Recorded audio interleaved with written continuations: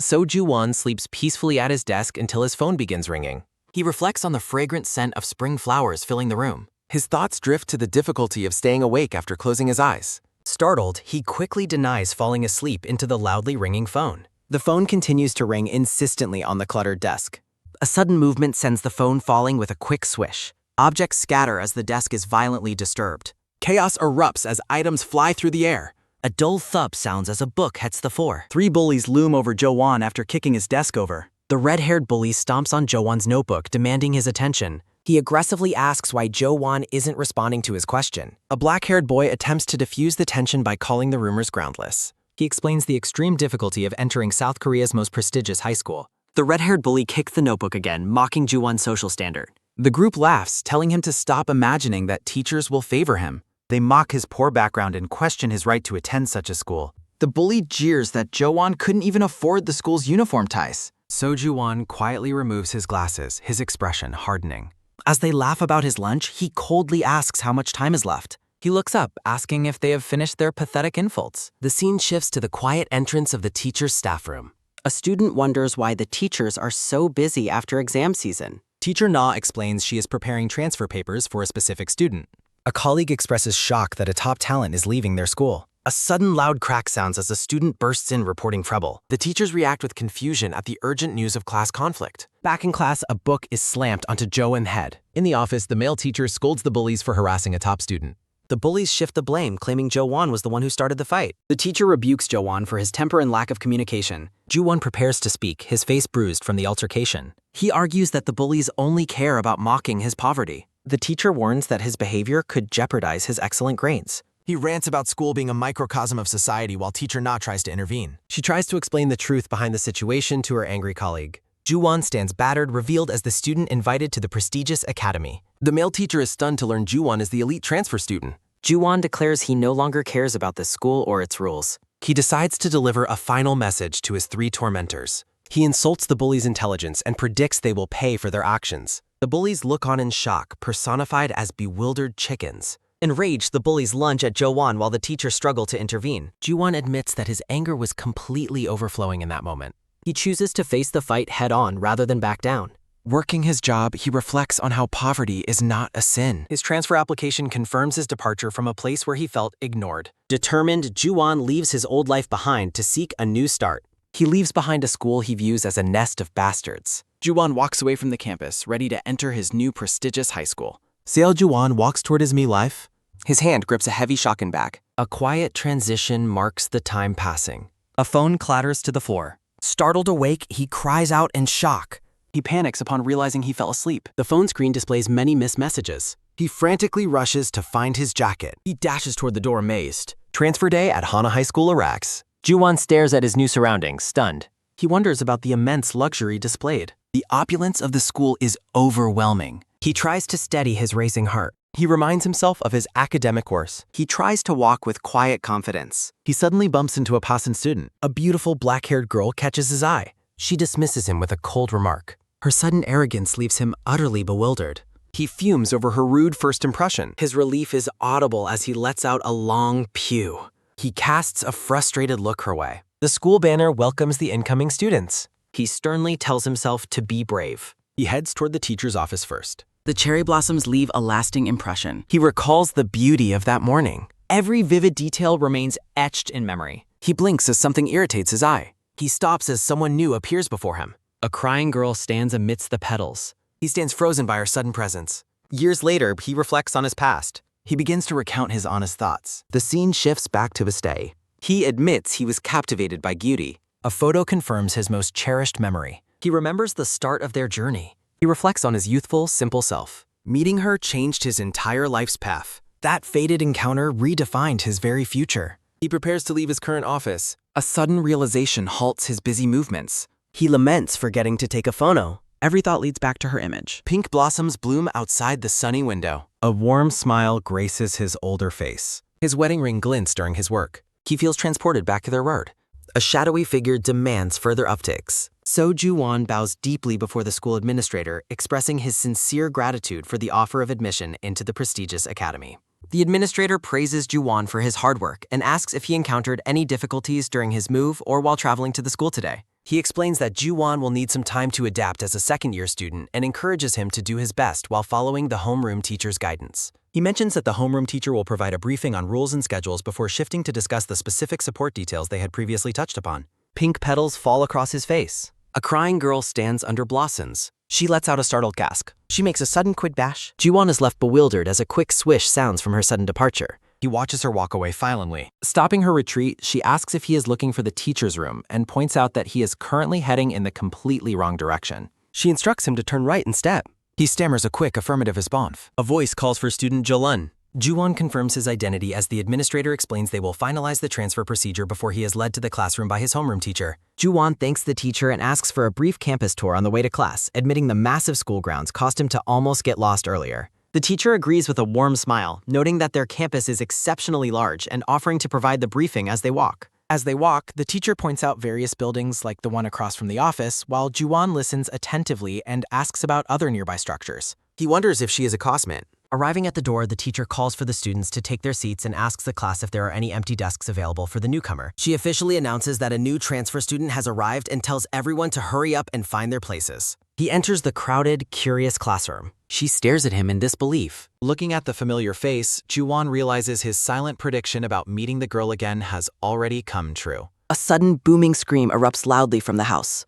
Ju-won shouts in pain as a sharp sting sounds from the Vi. Protesting the grooming, Ju-won refuses to wear lenses and wants more sleep, while his friend asks if he's ever actually worn this type of contact lens for work before. He admits he only avoided lenses previously because he lacked the money. His friend calls it a miracle he wasn't fired for wearing glasses at his job, but Ju-won argues that bosses only care about how well the work is actually performed. The friend asks if he's nervous about fitting in at the new school and suggests he try harder to be social, but Ju-won admits he usually fails to bond with people. His friend insists that glasses are rare among students and wants him to make a good first impression, though Ju-won questions if his old look was really that bad. Ju-won claims he only cares about studying to reach his goals, but his friend suggests he should at least refrain from fighting with his new classmates. He looks skeptical of the advice. The class swarms him with questions about his name, his old school, if he wants a tour or lunch, and how he managed to transfer into such a prestigious academy. He thinks about how the class gathered around him as soon as the bell rang, acting like a swarm of crazy bees. He wonders if transfer students are that rare in this school, and finds the overwhelming attention from his new classmates to be incredibly bothersome. A sudden flinch escapes the girl as Ju-won notices her staring at him from across the room. She looks away with visible hesitation. He wonders why she is staring. The teacher asks why the students are all gathered around a single desk when the next class is about to begin. She tells them to save their greetings for lunch before announcing that they will be voting for the class president and vice president next week. The teacher asks for interested candidates to step forward as a boy jokingly suggests he should apply for president, only to be mocked for his short stature. A student aggressively asks if someone is trying to get crushed by a chair, while another boy offers a quick apology for the sudden disturbance. The boy in the gray jacket calls out Ju-won's name, and the new student confirms his identity. The teacher instructs Ju-won to visit the staff room after class to receive his locker name tag and learn the location of his new locker. The boy in the gray jacket tells Ju-won to head to his seat since class is starting, catching the new student off guard with the sudden command. He agrees with a simple affirmative. The student sitting in the next desk turns to Ju-won and asks for confirmation of his name. He introduces himself as Kim Ho-jen and expresses a friendly desire for them to get along well from now on, to which Ju-won gives a short reply. Ho-jin asks a sudden, prying question while looking slightly sheepish. He asks Ju-won about his cram school and the specific lectures he attends. Ju-won stares back with utter blankness, offering no response. Inside the staff room, a teacher provides Ju-won with his new locker name tag. She explains that the student lockers are located in the central hallway of each floor. The teacher hands over a sheet of mandatory locker precautions and Ju-won expresses his gratitude. A soft click sounds as he turns the handle and leaves the office. Ju-won suspects that Ho-jin has a hidden, calculated motive for trying to be friendly. He recalls Ho-jin's overly enthusiastic interest in his private study habits. Walking down the hallway, Ju-won finds the locker instructions to be extremely simple and irrelevant. He stops abruptly in the quiet hallway as something catches his attention. A massive bulletin board filled with school notices stands before him. The board prominently displays university admissions, celebrating the success of the school's elite students. He reflects on his long history of maintaining the top academic rank in his previous schools. His hand touches the prestigious list as he remembers the odd jobs he worked to survive. Ju-won vows to remain unswayed by the arrogant students at this new academy. Walking nearby, Han Chae-won dismissively questions the identity of the brown-haired boy. She turns around with a sharp gasp as she recognizes him.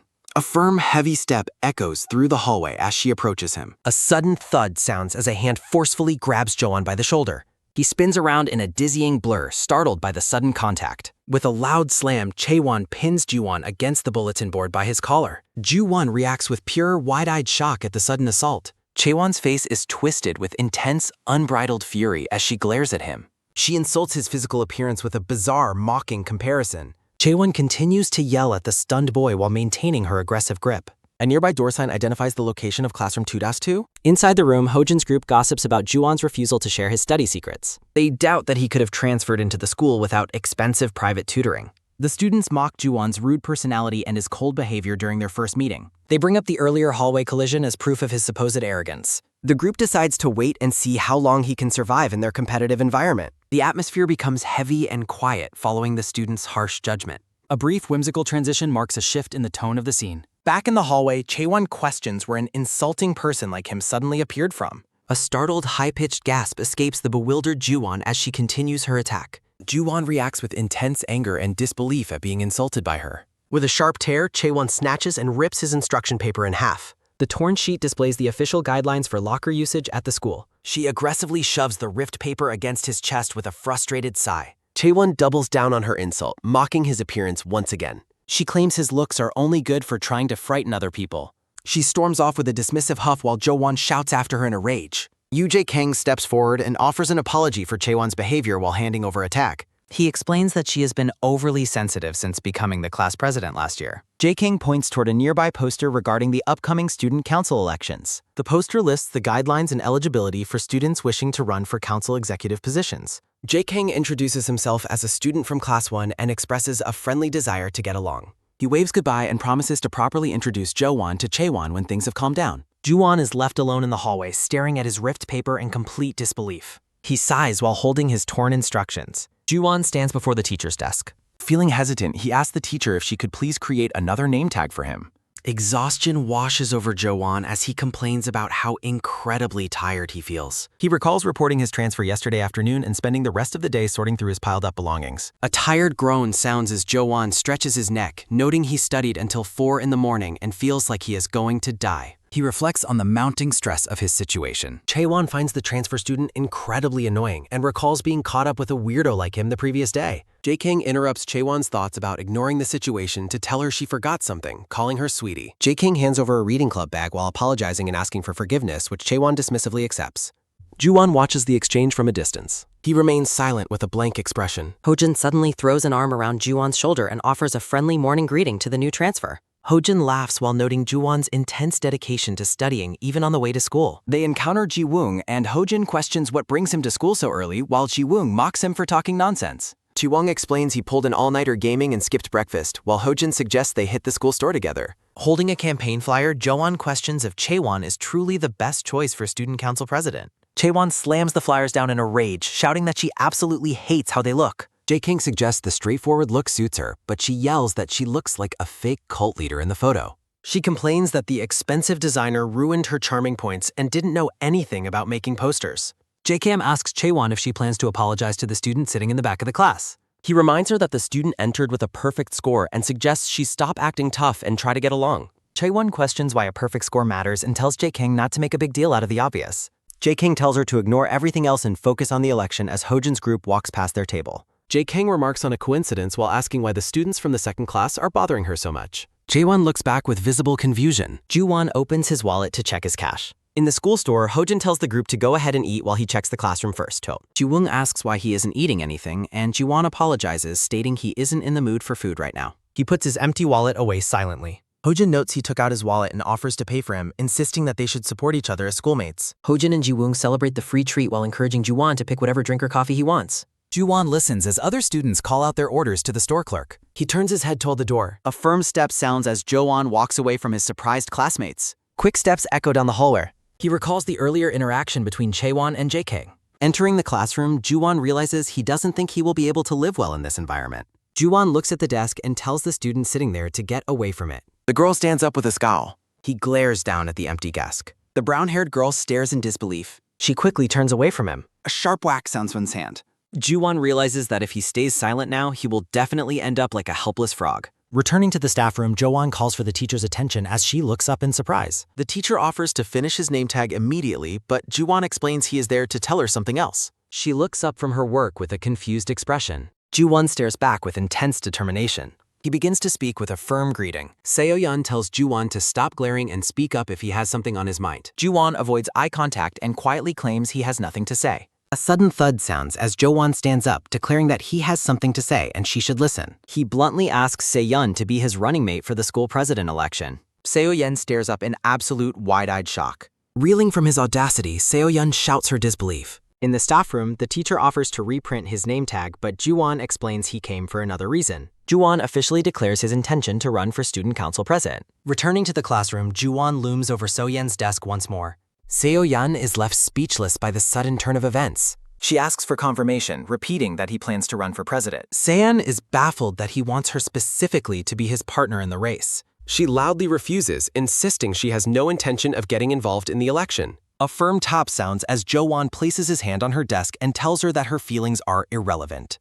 He turns his back on her, stating coldly that she doesn't have a choice. Se-yeon demands to know why, while nearby students whisper about the transfer student's bold announcement and his choice of partner. The gossiping students wonder if the two have some kind of secret past connection. Sensing the attention of the class, Seo-yeon suggests they take their conversation outside as the teacher arrives. The teacher commands the class to start self-study, leaving Se-yeon sweating and unable to argue. A quick scrawl sounds as Se-yeon hurriedly writes a secret note at her desk. A soft flick sounds as Ju-won catches the fold Bieber. The note asks him to explain why she has no say in his decision. Ju-won looks back at her with a calm, focused expression. A quick flip sounds as he tosses a reply back to her. The note tells her to stop disturbing him because he's trying to study. Se-yeon is left fuming in the background as Ju-won focuses on his work. A moment of shared tension leaves both of them wide-eyed and stunned. Se-yeon explodes in anger, shouting her refusal to cooperate. Outside, she continues her protest while Ju-won reflects on the timing of the school's elections. She yells for his attention, but he is preoccupied with thoughts about why the election is held during exams. Seo-yeon stops and asks about the purpose of their current location. Standing on the stairs, she asks why he is putting her through this.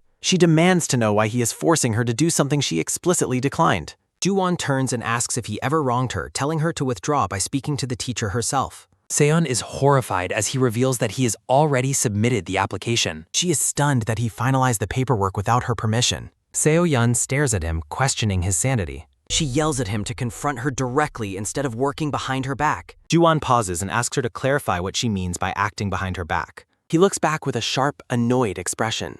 Ju-won points out that she has been hostile since his arrival and only speaks up now that he has taken action. He demands she stop treating him like a victim of gossip and speak to his face in the future. Seo-yeon is left reeling from his intense verbal counterattack. She tentatively asks if he was aware of the rumors, and he confirms it. She looks down in silence, processing his words. Ju-won walks away, repeating that the decision to withdraw is in her hands. He continues up the steps, silently considering the possibility of running for office without a partner. Se-yeon finally gives in and quietly agrees to his demand. Ju-won stops and glances back over his shoulder. Seo-yeon stands at the bottom of the stairs and officially accepts the role of his running mate. The light brown-haired girl seeks confirmation for his request. Ju-won tells her that there should be no more complaints. A firm step sounds as he confirms his serious intentions. Reaching out his hand, he asks to confirm her name. He proposes cooperation and mentions his need for further help. He requests guidance as they share a firm handshake. The scene shifts to the school exterior for another thought. Ji-won's part-time job application is reviewed by a prospective employer. The manager notes his capabilities but highlights his minor status.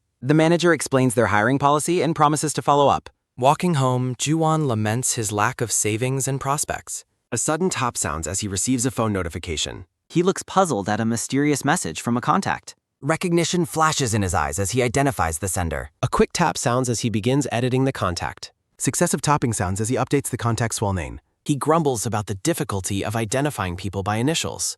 Seo-yeon questions his plan to enter the election completely unprepared. Soft taps sound as she uses her phone while bathing. A light thud sounds as she sets her phone aside. She sighs while dreading her role in the campaign speech. Seo-yeon reflects on her current situation with a somber look. She decides to follow through with the plan he proposed. She resolves to attempt to get along with him. The scene shifts as an official meeting is finalized. Nearby students whisper among themselves as the session begins. An official announcement marks the start of the council election. The candidate meetings begin as Ju-won and Se-yeon sit together. The teacher instructs all candidates to share their campaign pledges. Han Chae-won takes the floor to lead the team's presentations. She lists several campus improvement goals and facility upgrades. Chae-won outlines plans for better Wi-Fi and invites questions. A student asks if the construction will interfere with classes. Another student questions the necessity of changing their current service. Chae-won excitedly explains that all work will occur over weekends. She introduces her partner as the overseer for the project. She details a plan to install kiosks for campus convenience. Rival teams worry that their own pledges seem significantly lacking. The room falls into a heavy and expectant silence.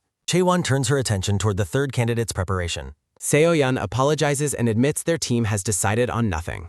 Chaewon mocks the audacity of the new transfer student's entry. She highlights the difficulty of running as a complete unknown. She suggests Seo-yeon take the lead while Jo-won the pext. A sharp rustle sounds as Ju-won grabs his sheet. A quick flip sounds as he reveals his boss. He confirms his lack of preparation while holding a blank page. The announcement leaves the entire meeting room in stunned disbelief. Chaewon angrily demands to know why he even came. Ju-won smirks while offering a cryptic proverb about a sparrow.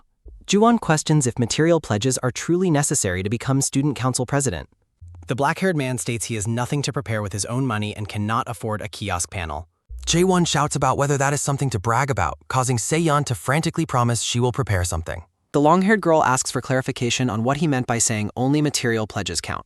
Looking at the others, the black-haired man explains the intent is to use personal funds for student convenience. He continues, noting that labeling them as material pledges makes the candidates appear shallow. Seo-yeon watches Jo-won from behind her desk. Ju-won apologizes for how it sounded, but maintains his stance based on the pledges just made. Seo-yeon reaches out and grabs Ju-won's sleeve. She sits at her desk, looking down in defeated silence. A sharp, repetitive tapping sounds as a teacher claps their hands to call for order. The teacher tells everyone to calm down to hear the other pledges, while the remaining candidates sit in intimidated silence. Seo-yeon sighs deeply as Jo-won turns his attention back to her. The black-haired man asks when she submitted her application since he was unaware she was running. Seo-yeon explains it happened recently and clarifies that she is only running for the vice president position. A sharp tap sounds as Jo-won turns his back and walks away. He looks ahead with a focused, serious expression. Ji-won observes the rival pair and considers the strange dynamic of ex-partners running against each other with new associates. Nearby students comment on the difficulty of the competition now that Chaewon and Seo-yeon are both involved. Ju-won watches them through a window, wondering why Seo-yeon is involved in this specific situation. He judges her based on her appearance, mentally comparing her to a small, whimpering puppy. A sudden, sharp impact sounds as Jo-won is jolted from his box. A loud thud sounds as a hand slams a notice onto the bulletin board. Ju-won cries out in shock or pain. Turning around quickly, Chaewon demands to know who is responsible for the disruption. Ji-won looks up at her from a crouched position. Chaewon stares back, appearing completely speechless with anger. A sudden movement sounds as Chaewon confronts him, asking if he understands the context of the situation. She angrily tells him to drop out of the election while she is still being nice. Jo-won looks back with wide-eyed confusion and asks what she means. Chaewon tells him to go to the teacher and announce that he is stepping down from the race. She continues her verbal assault, accusing him of acting superior despite arriving with no preparation. Ju-won remains silent as she glares down at him. A sharp smack sounds as Ju-won suddenly reaches out and grabs her mist. He looks at her with an intense gaze, asking who she thinks she is to give him orders. Ju-won asks if she is the only candidate standing in this election. Looking at a first aid kit, Jo-won wonders why people fight over things that could be ignored. His younger brother, Ji-young, applies a bandage to his own head while commenting on someone's tupper. A chaotic flashback reveals a group of students ganging up on someone as punches are thrown. Back at home, Ji-young notes that Jo-won's face is scratched up just before starting at the new school. Ju-won explains he left school early to finish packing their belongings. Ji-young explains he got permission to leave early because Ju-won was busy house hunting and quitting his job. Ju-won sighs, feeling responsible for the upheaval in his brother's life and their separation from friends. Ji-young smiles and reassures him that he will still see his friends, telling Ju-won to worry about himself instead. He laughs cheerfully, urging his older brother to stop worrying about him. Ju-won stares at his brother in quiet contemplation. He softly tells Ji-young not to worry about the future. Returning to the hallway, Ju-won asks Chaewon if she considers herself the only valid candidate. He demands to know what authority she has to decide whether he is ruining things or to tell him to leave. Leaning in close, Ju-won asks her if he has said anything incorrect. Chaewon mocks his lack of money and preparation, claiming he has nothing to offer but anger. Ju-won stares back at her with a blank, unimpressed expression. He lets out a smirk while asking if his earlier words hit a nerve. Standing up, Ju-won accepts her claim that he is acting like a useless idiot. He looks over the campaign documents and admits that he is lacking compared to his rivals. Reaching out to grab her wrist, he questions what right she has to tell him to quit. Ju-won notes that the students are the ones who decide the election, not her. A thought bubble questions her authority to judge anyone's qualifications or capabilities. He notes that no matter how she words it, her intent to insult him remains the same. Standing in the hallway, he accuses her of wanting him gone simply because he bothers her. He demands to know why she is making such a fuss over him and Seo-yeon. Chaewon admits he is an annoyance and she hates how cocky he acts because of Seo-yeon. She screams at him to get out of the race immediately. Ju-won looks at her with a cold, unwavering expression of defiance. He dismisses her, stating there is no point in arguing with someone who refuses to listen. He refuses to drop out and dares her to try and interfere if she thinks she can. A sharp sound effect rings out during a sudden, aggressive movement. Walking away, Ju-won warns her never to hit anyone like that ever again. He sighs deeply as Chaewon continues to scream after him in the hallway. She hurls a final insult, calling him a squid head as he walks away. Ju-won thinks about his younger brother, Ji-young, and promises he is doing his best. Sunlight pours into the quiet and empty school hallway. Seon promises to take responsibility for preparing the campaign pledges. Ju-won looks up from his desk in total confusion at her sudden offer. She confirms she is talking about the expensive material pledges they need. Looking down at the desks, Ju-won reminds her he didn't want them, but she insists on a proper run. Seo-yeon asks him to speak comfortably about his plans so she can help make them happen. Ju-won remains silent while looking at her across the desk. He observes that she must be quite wealthy to make such offers. He points out that her expensive pledges seemed more suited for an elite private school. Looking over at him, Seon asks if he plans on asking his parents for financial help. Seo-yeon quickly apologizes, fearing she made it sound like she was bragging about her money. Ju-won asks why she is apologizing and admits he was only joking with her. He looks away, his expression returning to a more serious and thoughtful state. Seon notes that he seems completely different from the reckless person she met yesterday. Ju-won admits he expected her to be angry with him after everything that happened. Se-yeon repeats the word back to him with a genuinely puzzled look. She sits in silence for a moment, contemplating his unexpected perspective. She looks at him and asks why she would ever have a reason to be mad at him. Ju-won looks back at her with a calm and steady gaze. He tells her to hurry up and finish making the object for their poster. Seo-yeon hands him a small paper box she folded, saying she already finished it. A phone screen displays a video tutorial on how to fold paper into boxes. Seo-yeon peeks over the edge of the desk with intense curiosity. She watches him closely, her eyes wide as she observes his next move. Se-yeon reaches out to stop him, questioning what he is doing with the supplies. Ju-won holds up a piece of clear film, announcing that his work is finally done. A firm clack sounds as he suggests it is time to go and put up their new material. The sun shines brightly over the exterior of the high school building.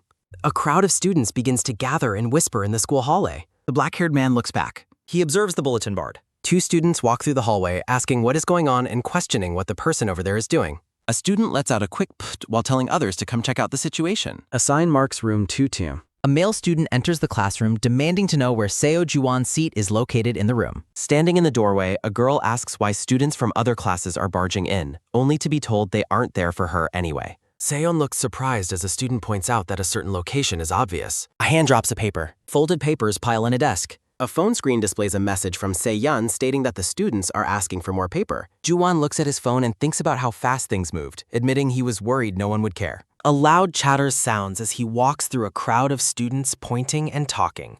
He lets out a sharp exclamation. A girl stands in the hallway. She remains silent with a focus. A flashback reveals the long-haired girl standing at the front of a class, gesturing confidently as she speaks. She glares with pure resentment. Ju-won smiles confidently while stating that his answer is simply that he doesn't know. A campaign poster for Seo Ji-won and Seo-yeon invites students to write their wishes and bring them to class 2-2 to make them happen. The effect was tremendous. A student holds a piece of paper in a classroom where everyone is busy studying despite the pile of notes growing on a desk. A hand grabs Ju-won's backpack. Two students follow him, noting that the election event was created specifically for the benefit of the students. Standing at the board, students observe the 50 sheets on the campaign material, noting it barely looked like a real poster. An empty paper box sits taped to the wall.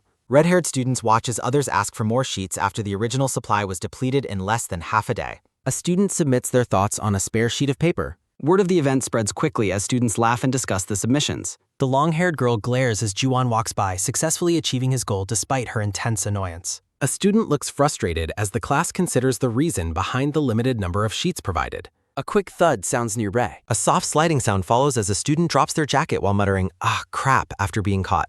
A student mutters in confusion. A sign marks the office. Inside the office, a teacher yells at the candidates, demanding to know how their request counts as a poster since they were supposed to post pledges. The teacher continues her loud tirade, questioning why they ask students to write their wishes and bring them in. She asks if they know how many students from other classes caused trouble for her today, prompting a nervous apology from So-yeon. The teacher asks if they ran for election just to pull a prank, while Jo-won apologizes and promises to fix it by posting a new one. The teacher orders them to go and take the poster down immediately, while the two students remain in dejected silence. A sharp rip sounds as the campaign paper is torn off the board. Ju-won walks away with the torn poster and tells Seon it's time to go, while she wonders how he intends to make one. He asks if she has any ideas or if she wants him to make one for her instead, noting they have very little time left. Seo-yeon remains stunned and salad. Looking surprised, the short-haired girl comments that he is truly unpredictable. A quick puff sounds as the brown-haired man is confused by her words, while she explains that he is simply hard to read. A firm clack sounds as he trashes the papers, explaining he only agreed to a new poster to cover up the trouble in the teacher's office. He stands in the hallway and states that from the very beginning, all he wanted was for her to be his running mate. Ju-won tells her she doesn't need to do anything else, reminding her of what he said yesterday. He tells her it's time to go because class is about to start, and she quietly agrees to follow. Ju-won thinks to himself that creating any more materials would be entirely pointless. Ju-won begins to walk away as So-yeon watches him from the distance. Seo-yeon looks ahead with pensive eyes. A student with black hair stands at a podium and announces the start of the campaign speeches. The moderator asks for everyone's focus as he invites candidate number 1 to the stage. Han Chae-won introduces herself as candidate number 1 while a student in the crowd predicts her victory. Students chat in the back about the lack of competition until a teacher demands their silence. 2 students discuss Chae-won's impressive pledges to upgrade facilities like the bidet, Wi-Fi, and kiosks. Seon and Ju-won sit together, acknowledging that the election result seems painfully obvious. The moderator praises Chae-won's leadership and problem-solving skills as she nods confidently beside him. A close-up shows a handwritten note from candidate 3, Seo Ji-won, apologizing for the previous poster incident. The note continues by promising to implement student opinions and suggestions if they are elected. Ju-won remains silent as the moderator finishes candidate number 1's speech and introduces the next speaker.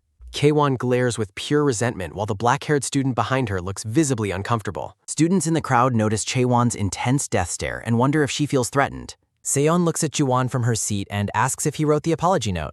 The scene shifts to their classroom. Seon reaches out to grab Ju-won's sleeve to get his attention. Seon looks down with hesitation. She looks up with surprise. Ju-won turns his head and asks if something is wrong with the speech he prepared. Seon looks distressed and urges him to talk to her instead of keeping everything inside. She notes it is almost their turn and tells him to skip anything that feels off. Ju-won gives a simple affirmation. Seon walks toward the front of the room, preparing herself for the speech. The scene shifts to a classroom where a black-haired girl sits on a desk talking to friends. The girl laughs and points mockingly while Seo-yeon watches her with a worried expression. Ju-won stares ahead with focus. A sudden, sharp talk sound rings out as Ju-won reaches back to grab Seo-yeon's wrist. Seon turns back in shock. Seon looks at him in confusion and asks Ju-won what he thinks he is doing. A sudden loud whack sound follows as he pulls her along after her. Students in a classroom react with shock as Ju-won appears on a screen to announce himself. The screen identifies him as the transfer student while the moderator watches from the side. The students react with complete disbelief. Ju-won looks out with intensity. A loud commotion erupts as a teacher stands up in anger at the broadcast. Students discuss the shock of a transfer student appearing on the broadcast, questioning if they heard correctly. The broadcast asks Class 2 if they are watching, leaving several students paralyzed with shock. Ju-won stands at the podium with Seon and asks the student body to listen carefully to him. Teachers in their office watch in shock as Ju-won calls their greeting a hazing ritual. A man in a suit watches the screen as Ju-won warns that he has a fiery personality. A quick talk sound rings out as Ju-won explains that his presence here is a message. A short-haired girl reacts with horror as Ju-won demands people say things to his face instead. A student sits in stunned silence as Ju-won tells the crowd to keep their questions within reason. A male student yells in anger as Ju-won insults them for acting superior using their parents' money. A female student asks who he is talking to while a boy behind her is frozen in terror. Ju-won tells them to wait until after midterms if they really want to rank and bash people. Ju-won declares that he will explain how he got in and why he acts high and mighty. A sharp dang sound rings out as Jo-won stands tall, leaving the moderator behind him completely speechless. The moderator stutters in shock while asking if the vice president candidate wants to give her speech. Students watch the broadcast in disbelief, calling Jo-won a lunatic for running just to deliver such a message. The homeroom teacher storms out of the room in a visible fury while students comment on her anger. One student laughs hysterically at the situation while his classmate watches him with utter confusion. The class reputation is declared ruined as students watch the broadcast and wonder about the vice president candidate. Seo-yeon takes the stage and begins her speech with a deep, respectful bow and a sincere apology. A sudden, firm clatter sounds as Ju-won reaches out and seizes the microphone from her hand. Ju-won interrupts her to ask why she is apologizing for things he chose to do himself. Seo-yeon looks at him with concern and asks if he is ready to leave the stage. Ju-won stares back with intensity, questioning if she's afraid of the judgment of the teachers and students. They stand together at the podium as the narration describes them as truly one of a kind. Ju-won admits he is hard to figure out while asking why she is the one feeling scared. The moderator is left completely flustered and tries to regain control of the situation. A sudden sharp gasp sounds as the moderator watches Jo-won and Seyeon prepare to leave. Ju-won leads Seyeon away by the hand as the moderator desperately calls out for candidate 3. The pair walks through a room full of shocked students while the moderator continues to shout in the background. They walk out of the hall together, with Ju-won firmly leading the way. Julie watches them exit with a silent, intense gaze from her seat in the crowd. Ju-won reflects on the moment he was officially branded as the school-wide weirdo. He describes the event as a dark, childish memory that he would rather not remember. Scene shifts to a man in a trench coat walking as he recalls the day he finally caught someone's attention. A brown-haired girl and a black-haired boy are seen running past the man in the trench coat. The man with glasses smiles to himself while thinking about that specific stunt. He continues his walk as flower petals drift through the air around him. A flashback reveals the teacher demanding they fill out both sides of their reflection letters completely. In the office, Seo-yeon laments that this is the very first time she has ever had to write a reflection. A quick click-click sounds as Ju-won tells her to go home while offering to write her letter for her. Seon hesitates for a moment before quietly agreeing to his suggestion. Seon prepares to leave the office while Ju-won sits down to begin the long task. Ju-won pauses and asks if she actually feels any sympathy for his situation. He bluntly states he chose her as a running mate because she looked the easiest to deal with. He admits that he dragged her into the election out of pure spite because she kept staring at him. He notes that other people were actually more to blame for the situation than she was. Ju-won offers a quiet apology for involving her in his mess. Seon remains silent as she reflects on how newcomers are often hazed by a few students. She explains that such behavior usually only lasts for a few days before everyone moves on. She asks why he couldn't have just endured it for a short time instead of causing such a big scene. Ju-won admits that things might have gone differently if he had chosen to wait. He looks away while beginning to explain his true perspective on the matter. A flashback shows a group of bullies kicking a student's desk while he sits helpless. The bullies loom over the student from behind as he remains hunched over in his seat. A bully with a wicked grin stands over the student, preparing to strike. A sharp crunch sounds as a bully deliberately stomps on the student's math notebook. Ju-won explains it was the only way he could think to respond and didn't expect her to understand. Seo-yeon asks why he feels that way and suggests finishing the letters together since she isn't going home. She decides to stay and help him with the task despite her earlier hesitation. A firm thud sounds as a hand reaches out to grasp the office doorknob. Silence follows as the hand grips the handle tightly. A long creak sounds as the door begins to open while Ju-won looks on. A sharp click sounds as Seo-yeon hands him a pen and tells him to hurry up and start writing. Seo-yeon tells Ju-won that she simply wants to finish her letter and go home. Ju-won reacts with a look of sudden surprise. Ju-won mockingly asks if she is a saint while Seo-yeon looks at him with confusion. Ju-won notes that she never got mad during the campaign and asks if she is angry now. Seon looks down and suggests he probably wouldn't understand her feelings even if she explained them. Ju-won watches her with a serious and contemplative expression. He looks away with a somber, thoughtful gaze. They sit together in the quiet office, working on their respective reflection letters. Seon glances over her shoulder at Ju-won while she reads. Ju-won reflects on how he would have acted the same way even if he knew the consequences. A close-up shows a hand near the side of a face. Seo-yeon looks on with wide, curious eyes. Her eyes sparkle with a moment of sudden realization or surprise. Ju-won acknowledges his own powerlessness as he touches his ear. He turns his back to the room and continues focused on his writing. Ju-won stares intensely at his phone with a weary expression. A long, tired home sound rings out as Ju-won yawns while checking his screen. He thinks about his extreme sleep deprivation and the exhausting nature of his part-time jobs. Ju-won enters the classroom feeling completely drained and overwhelmed by his difficult life. He decides to just take a nap during his ethics class to catch up on rest. He stops in surprise as he notices something unexpected at his desk. A boy with purple hair sits in Jo-won's seat while playing a handheld VAM. A black backpack with white branding sits on the floor nearby. A student thinks to himself that Jo-won has lost his seat again and calls him an attention seeker. Ju-won asks for clarification while the purple-haired boy mockingly suggests calling him a nutjob instead. The purple-haired boy laughs and mocks Jo-won for becoming a school idol after the election drama. A student tells the purple-haired boy to stop starting trouble and return to his own seat. A sudden, sharp slam sounds as Ju-won demands the boy move before the teacher arrives. Ju-won aggressively flips the desk over, sending the boy's belongings flying across the room. The purple-haired boy smirks and tells Jo-won to try using his brain for once. The purple-haired boy remains sitting arrogantly with one leg crossed in the middle of the classroom. The class watches in silence as the flipped desk lies on the floor between the two boys. The boy in the black hoodie looks up with a taunting and defiant smile. A sudden soft hoy sound rings out as he continues to provoke Jo-won. Ju-won looks away in frustrated silence. Ju-won suppresses a violent urge to strike the boy and instead clenches his fist in anger. A voice suddenly shouts the name Kim Seong-kwan, catching Ju-won's attention. Seon stands in the doorway and demands to know why Ju-won is picking on someone. Sin-kwan plays the victim while Seo-yeon asks Ju-won if he is okay or hurt. Sin-kwan mockingly asks if they are dating while Seo-yeon tells Ju-won to just ignore the provocations. Seo-yeon reacts with surprise as Ju-won suddenly reaches out toward her. Ju-won pulls Seo-yeon back and demands that Sung-kwan pick up the mess himself. Seo-yeon looks confused while Jo-won warns the boy to fix the desk while he is still being nice. Sung-kwan insults Ju-won's intelligence and blames him for ruining the entire class's reputation. Ju-won warns him to be prepared for the consequences of his words. Seo-yeon tries to de-escalate the situation and tells Ju-won to calm down. A teacher's voice suddenly asks why it is so noisy, leaving the group paralyzed with shock. Ju-won tells Seo-yeon to sit down while she worries that the teacher will misunderstand the scene. A quick, soft pff sound escapes Jo-won as Seo-yeon looks up in surprise at his reaction. Ju-won smiles slightly and jokes that it would make more sense if he were the one bullying others. Seo-yeon looks forward with a quiet, thoughtful expression. A speech bubble floats over the school doving. A sudden, loud dang-dong bell rings out. Julie invites Seo-yeon to go grab Saks. Sa-yeon declines and suggests meeting at lunch. Seo-yeon watches Jo-won with a look of commiseration. Ju-won appears exhausted and hunched over. A boy asks Jo-won about his relationship. He suggests Ju-won should ditch that stakeout. Ju-won's intense frustration begins to boil over. He covers his eyes while feeling overrun. A headache pulses from his extreme exhaustion. Ju-won decides to take him past that. Sung-kwan loudly tattles on the sleeping student. The teacher scolds Jo-won for dozing off. Sung-kwan laughs while Ju-won's anger grows. A sharp dang-dong bell signals Gwashinj.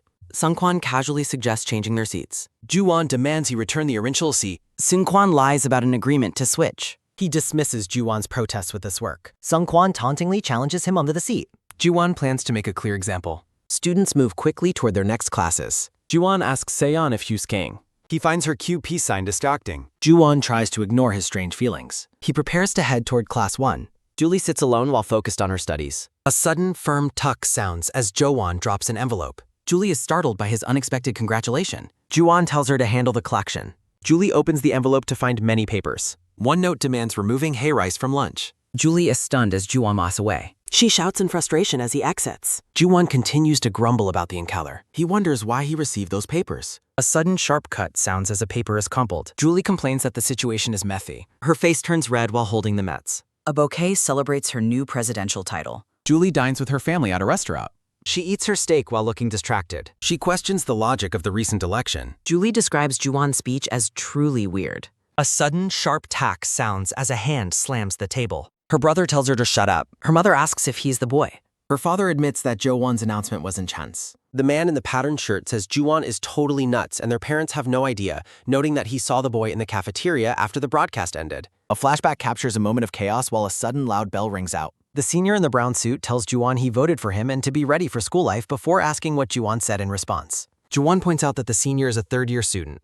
Ju-won asks if the senior is truly okay with traveling all the way to the second grade floor every day since it takes a lot of time. Jae-won bursts into a fit of hysterical laughter while her brother watches her with shock and calls the boy insane. Jae-won calls Ju-won an ecosystem destroyer for his sudden arrival, and her brother agrees that it is a surprisingly accurate description. Jae-won smiles quietly while lost in her own dots. Inside the car, the brother tells her he has heard enough and to stop repeating the same stories about the boy over and over. The brother bluntly asks if she likes him because she hasn't stopped talking about him for the entire car ride. Jae-won argues that she only said he was weird as the car stops in the driveway and her father announces they are home. She storms toward the house in a huff while her brother questions why she is the one getting angry after doing all the talking. A sudden heavy quang sounds as the door slams shut while she complains about how ridiculous the situation is. A sudden sharp pack sounds as she throws her jacket on the bed, thinking it is natural for a weirdo to get so much attention. A long, screeching keek sounds as she pulls out her chair while wondering why her brother would suggest she likes him. Sitting at her desk, she concludes that the entire idea makes no sense. She gazes at her phone silently. A student remembers her past school life. Ju-won looks ahead with focus. She remains lost in deep thought. Chae-won wonders if her feelings are natural or something else entirely as she stares into space. Her brother feels overwhelmed by thoughts. A sudden, heavy thud sounds as a car door closes and a woman calls out to her husband. The father asks if the transfer student is the one she previously mentioned, and the mother confirms that he is. The mother notes that Chae-won seems to be interested in the new student who caused the recent drama. Chae-won lies down while staring blankly. A sudden sharp tack sounds as a stapler is pressed while a teacher mentions that Hojin asked to switch seats. The teacher explains that Hojin felt uncomfortable sitting next to Ju-won, so she allowed the purple-haired boy to take the seat instead. She demands to know why he was stupid enough to make enemies with his classmates right at the start of the semester. Ju-won offers a quiet apology while wondering if the student had just been asking a curious question without meaning anything. He asks if he can try asking someone else to switch, but the teacher tells him to do whatever he wants since she has to fix everything. A screeching keek sounds as the teacher moves her chair while doubting that anyone would actually want to switch with him. The teacher scolds him for causing trouble without once thinking about the consequences of his actions. Ju-won walks through the hallway while feeling as though he has been branded as a troublemaker. He accepts that the current situation is his fault and that he must take responsibility for his choices. He continues walking with a stern look. He wonders if he really has to endure the presence of that whistling jerk for several months. The purple-haired boy tells the teacher that Ju-won is studying English during math class and offers a fake apology when scolded for his phone. Ju-won considers his next move carefully. A flashback shows a group of bullies at a previous school kicking desks and causing chaos just as they are doing now. A sudden heavy quang sounds while Ju-won wonders why school delinquents are so obsessed with kicking desks. He clenches his fist in frustration. He feels a violent urge to strike the back of the purple-haired boy's head for his constant provocations. He glares at the boy's neck. He thinks about how easily a person can forget everything after just 1 week in a new environment. The purple-haired boy smirks and tells Ju-won that he has ruined the entire class's reputation. Ju-won leaves the room while thinking he is exhausted and will just have to endure the next few months.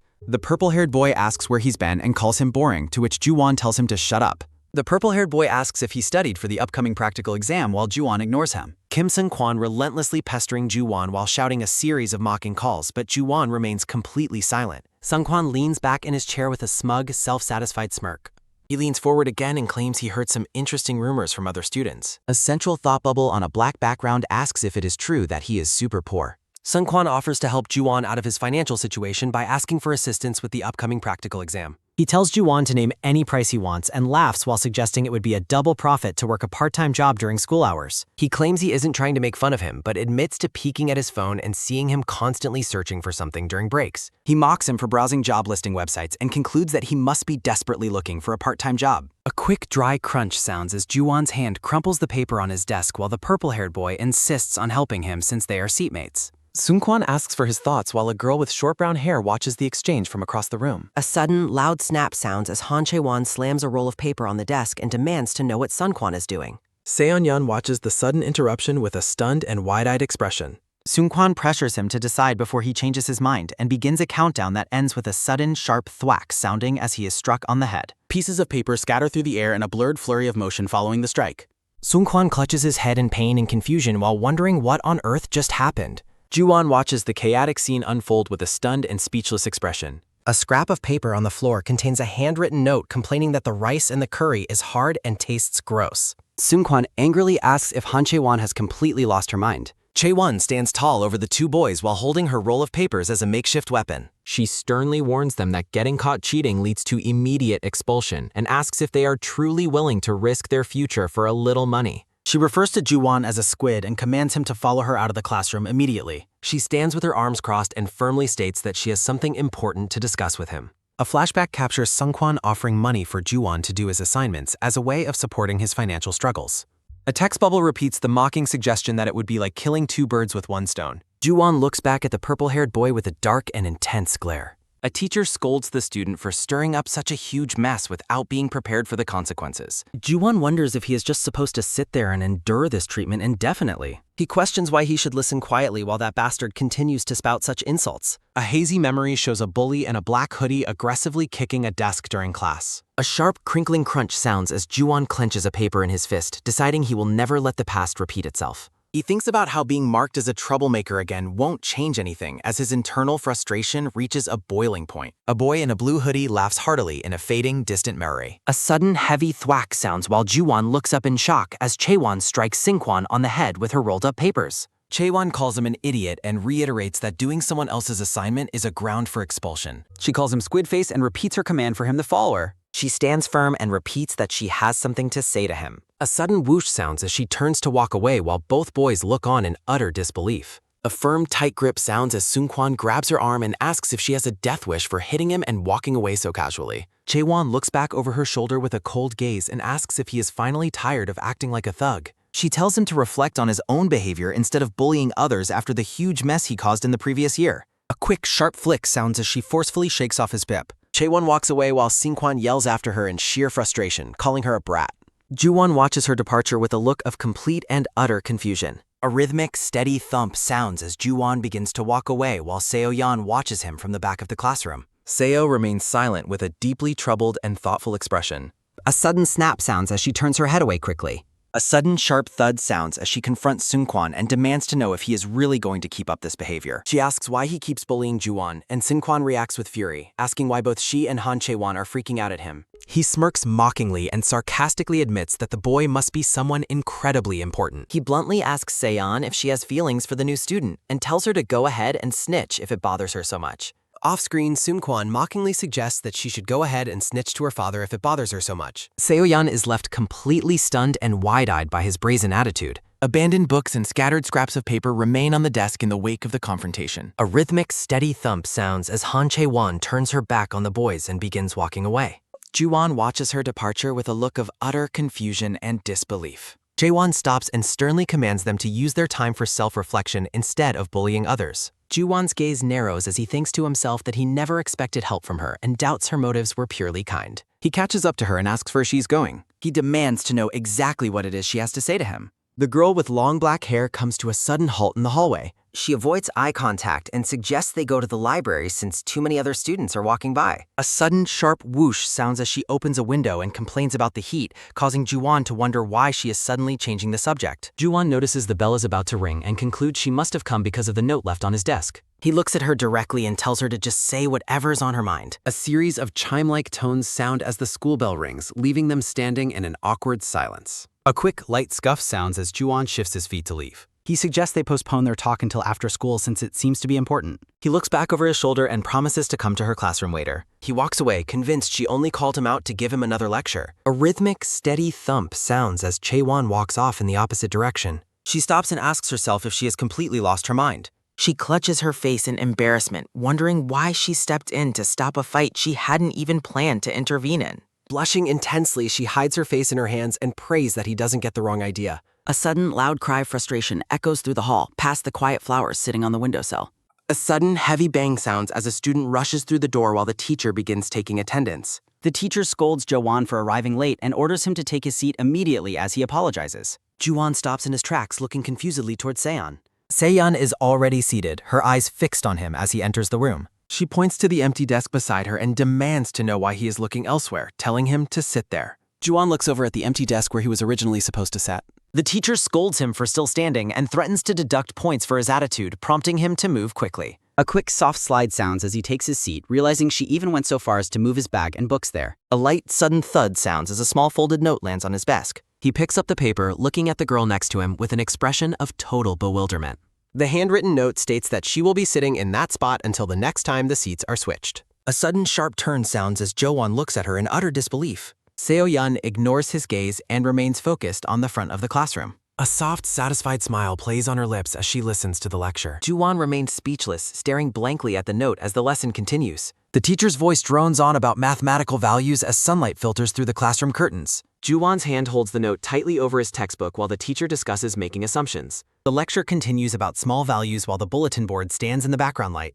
Sunlight bathes the classroom plants as the teacher explains how certain values can increase without bound.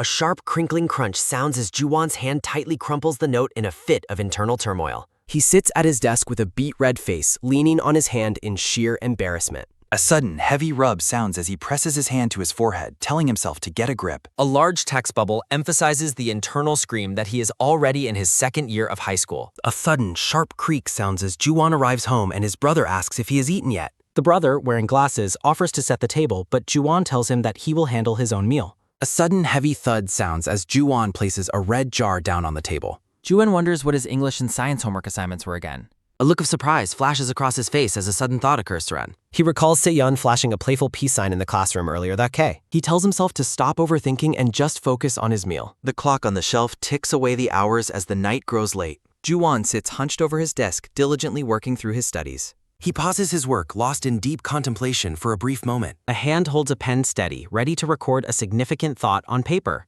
Seo-yeon appears in a memory, her expression filled with a quiet sense of concern. A sudden, loud bang sounds as Jaewon is startled by a noise for Kaink. Ji-young rushes into the room to ask if his brother dropped something, but Ji-won dismisses it. Ji-won announces he is going to wash up while Ji-young points out the mark on his forehead. A steady, rushing splash sounds as Ji-won washes his face and reflects on his exhaustion. He dries his hair with a towel, deciding it is best to get some sleep. A sudden heavy thwack sounds as Ju-won collapses onto his bed in sheer fatigue. He lies under the covers, determined to wake up early and resume his studies. Ju-won drifts off into a deep and much-needed sleep. A sudden light thud sounds as a folded note is dropped onto a school desk. Ju-won picks up the paper, looking around with a confused and questioning expression. Seo-yeon looks away, her note stating that she will remain in that seat. She confirms her decision to sit beside him until the seats are eventually switched. Ju-won looks at her, his mind racing with the implications of her proximity. The two students sit together in the quiet classroom bathed in afternoon light. Seo-yeon offers him a warm and gentle smile from across the desk. She softly reassures him that everything is going to be perfectly okay. Back in the present, Jo-won clutches his head as the memory overwhelms him. A sudden, sharp creak sounds as Ju-won sits up, waking his brother, who wonders why he is studying so early. Ju-won offers to leave, but Ji-young insists he stays since the rest of the house is cold. Ji-young pulls the blanket over his head and quickly falls back into a slumber. Jo-won looks at his sleeping brother and lets out a soft, appreciative smile. He looks at his notebook and tells himself to snap out of his distraction. He feels a heavy weight of guilt for his brother's situation and fears ruining his own grades. His attention is caught by a small item resting inside a box on his desk. The folded note from Seon remains precisely where he had left it. A sharp crinkling crunch sounds as he reaches out to grab the piece of paper. A sudden quick snap sounds as he tosses the crumpled note into the trash. He reasons that Seoan is only being kind because he is a new transfer student. He tries to convince himself that her friendliness is simply a part of her personality. Despite his rationalizations, a lingering doubt continues to nag at the back of his mind. He suddenly remembers the student council officer application sitting among his papers. Panic sets in as he realizes he completely forgot about the upcoming deadline.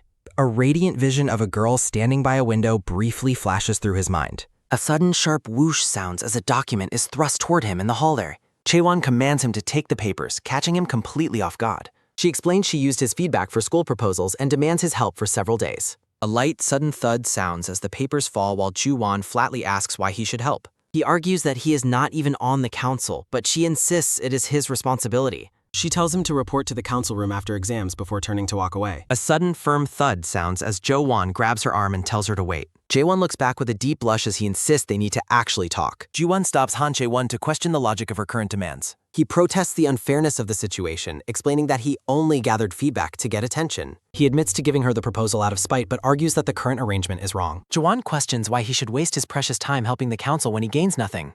Jae-won offers him a reason to gain something, catching him completely by surprise. She suggests he join as an officer to improve his student record for future college applications. She declares she will register his name and demands that he submit the application to join officially. Chae-won asks if that arrangement is acceptable, leaving him in a stunned silence. Ju-won reflects on how he somehow ended up accepting her offer despite his initial hesitation. He worries about finding time for his studies and council work alongside his part-time job. Ju-won's exhaustion is clear as a long, weary sigh sounds. A close focus on Ju-won's determined yet tired eye. The silence of the room is broken as a sharp, sudden creak sounds while he works. Ju-won looks at his paperwork and decides to go through with the commitment. He reasons that the extra activity hours will help his student record just as Chae-won suggested. His hand holds a pen steady as he begins filling out the application form. He hopes that this extra effort will provide at least a small benefit for his future. The scene shifts to the school exterior at the start of the new semester. Ju-won works diligently at his part-time job serving customers in a restaurant. He spends late nights hunched over his desk studying for his first exams. The students sit in a quiet classroom during their first mock exam.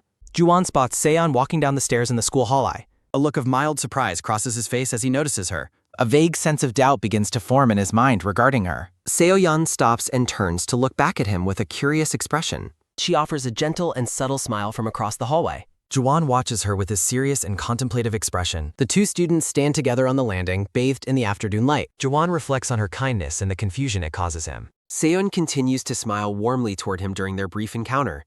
He wonders to himself if her niceness is genuine or if there is another reason. He questions if her friendly personality is the only factor behind her help. Her mysterious kindness continues to cloud his thoughts as they stand together. Back in the present, Chae-won notes that he has arrived early for their meeting. Ju-won confirms his presence as a quick, sharp turn sounds. Chae-won asks if he has seen the latest announcement on the bulletin board. Ju-won asks what she is referring to, looking genuinely confused.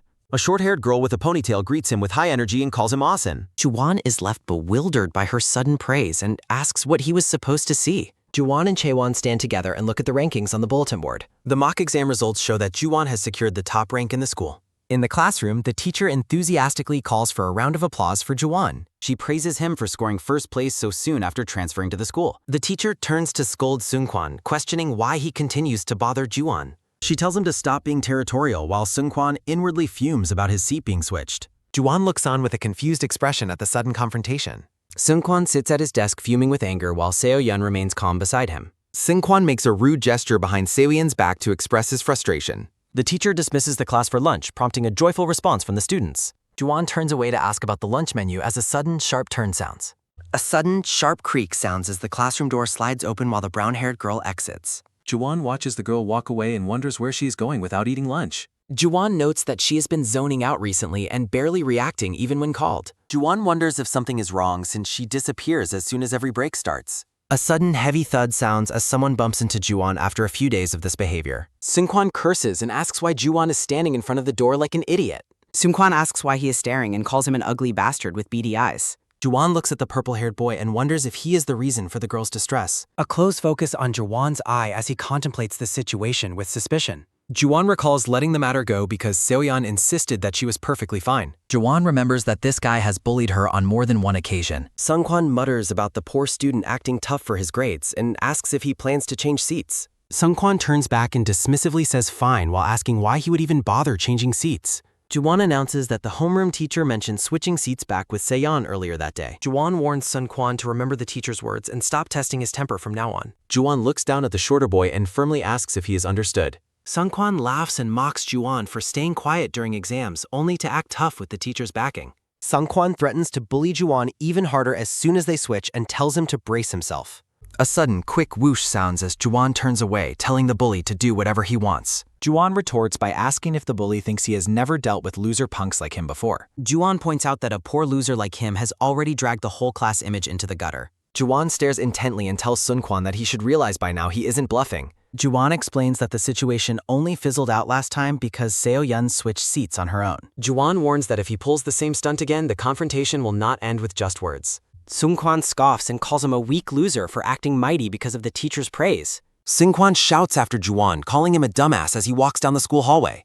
Seungkwan rants about Juwon busting his ass just to rank at the top of the school. Chaewon suddenly appears and yells Seungkwan's name, asking if he's bullying the transfer student again. A sudden, sharp thwack sounds as Chaewon hits him, telling him that Seo-yeon said to go eat lunch. Chaewon warns him that he will be in serious trouble if he messes up one more time. Chaewon turns toward Juwon and asks him what he is waiting for. Seungkwan grumbles about everyone being annoying as Chaewon commands him to keep walking. Chaewon looks back at Jiwon and addresses him as a bastard. Chaewon tells him to worry about his own pathetic situation before bossing others around. Juwon watches her leave and reflects on her abrasive personality once again. A sudden quick turn sounds as Chaewon stops and looks back at Jiwon. Chaewon looks at him with a subtle smile and asks if he has something to say. A sudden, light thud sounds as she places a tray down, mentioning she usually eats lunch with Seo-yeon. She notes that it is an honor to have lunch with the school's top student. Juwon realizes he has not been told her name yet and asks for it. She laughs and says he doesn't need to tell her, claiming only a spy wouldn't know his name. She wonders where he usually sits and asks why he was fighting with Seungkwan earlier. Juwon explains it wasn't a fight while she notes that Siwon-kwan is completely hopeless. She tells him to just ignore the bully, noting that Seo-yeon has also dealt with him multiple times. Juwon wonders if Seon's recent behavior is entirely because of that guy. Juwon explains that the bullying was so constant that Seo-yeon switched seats with him. He notes that she has been rushing out during breaks and looking down ever since. Chaewon pauses her meal to state that the behavior is probably not because of Seungkwan. She reveals that she heard from Seo-yeon that she has some personal stuff going on right now. Juwon looks away in deep thought as he considers the news about Seo-yeon's personal life. Juwon stands before the school bulletin board to see he has secured the top rank. Seo-yeon compliments him on achieving first place so quickly after transferring, and he humbly thanks her. Curious about her own performance, Juwon asks Seo-yeon what her rank was. A close focus on the academic ranking list showing the names of students. Seo-yeon gazes off to the side with a calm yet pensive expression. A close view of Juwon's collar as he stands near the girl. Someone announces that it is time for the next class to begin. Juwon sits across from Chaewon in the school cafeteria for men's. Taewon asks if his current mood is related to the recent exam results. She pauses her meal, preparing to ask a more personal question. Chaewon leans in and whispers to ask if he has feelings for Seon. Juwon remains perfectly still with his chopsticks in hand, looking quite stunned. Chaewon repeats her question, staring intently at him while holding her spin. Juwon gives a flat, immediate denial as they continue their meal. He explains since she helped him adjust after transferring, he simply wants to look out for her in return. Chaewon clarifies if his concern is strictly platonic. He points out that he has only been at the school for 2 months and has been far too busy with exams for romance. Chaewon stares back at him with a look of extreme skepticism. Juwon eats his food and reaffirms his previous statement. She looks him straight in the eye and asks if he is truly serious about having no feelings. Jaewon dismisses her suspicion, telling her she can believe whatever she wants. Jaewon hums thoughtfully while making a comical, narrow-eyed expression. Her attention is suddenly caught by something behind her. Seon arrives with her own tray as Chaewon excitedly calls her over to their table. Seon explains she was busy and informs Juwon that the homeroom teacher is looking for him. A sudden, sharp creak sounds as Juwon stands up to leave, surprising the girls with how fast he finished eating. Chaewon watches him walk away and notes how he always acts like everything is insignificant. A quick, steady thud sounds as Juwon walks down the hallway toward the office. A soft, weary sounds as he sighs while adjusting his tie.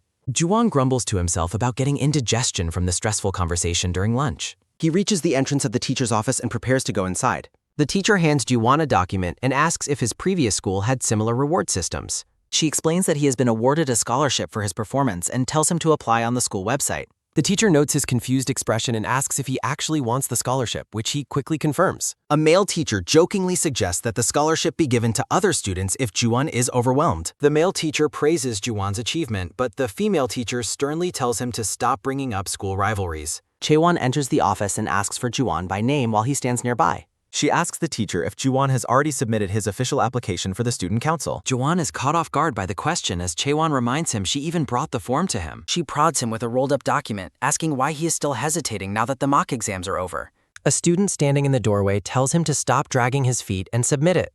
The teacher is surprised that Juwon is joining the council, and he admits that he was indeed planning to. Juwon looks annoyed as Chaewon continues to poke him with the paper while he tries to speak. He tells her he needs to think about it a little more, causing her to shout at him in frustration. The student at the door asks if Juwon can truly manage the council's heavy workload alongside his part-time job.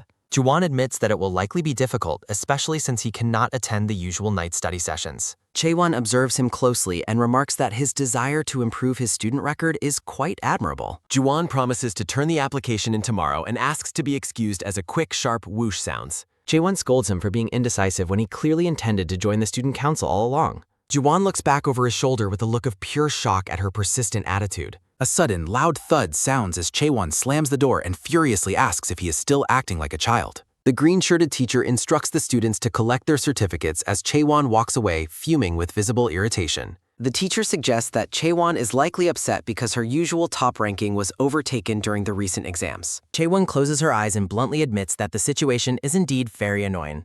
She explains that she has never lost her first-place standing since her first year and glares at Juwon while insulting his appearance. Juwon looks completely puzzled and wonders if the insult was actually a reference to the school's lunch menu. Juwon turns his attention toward the teacher to address a professional matter. Juwon informs the teacher that he has something specific he wants to say while Chaewon looks on with surprise. A sudden, quick tap sounds as school supplies are stacked high on top of Feoyeon's head while she remains face down on her desk. Juwon looks on with a horrified and shocked expression at the sight of the girl's motionless state.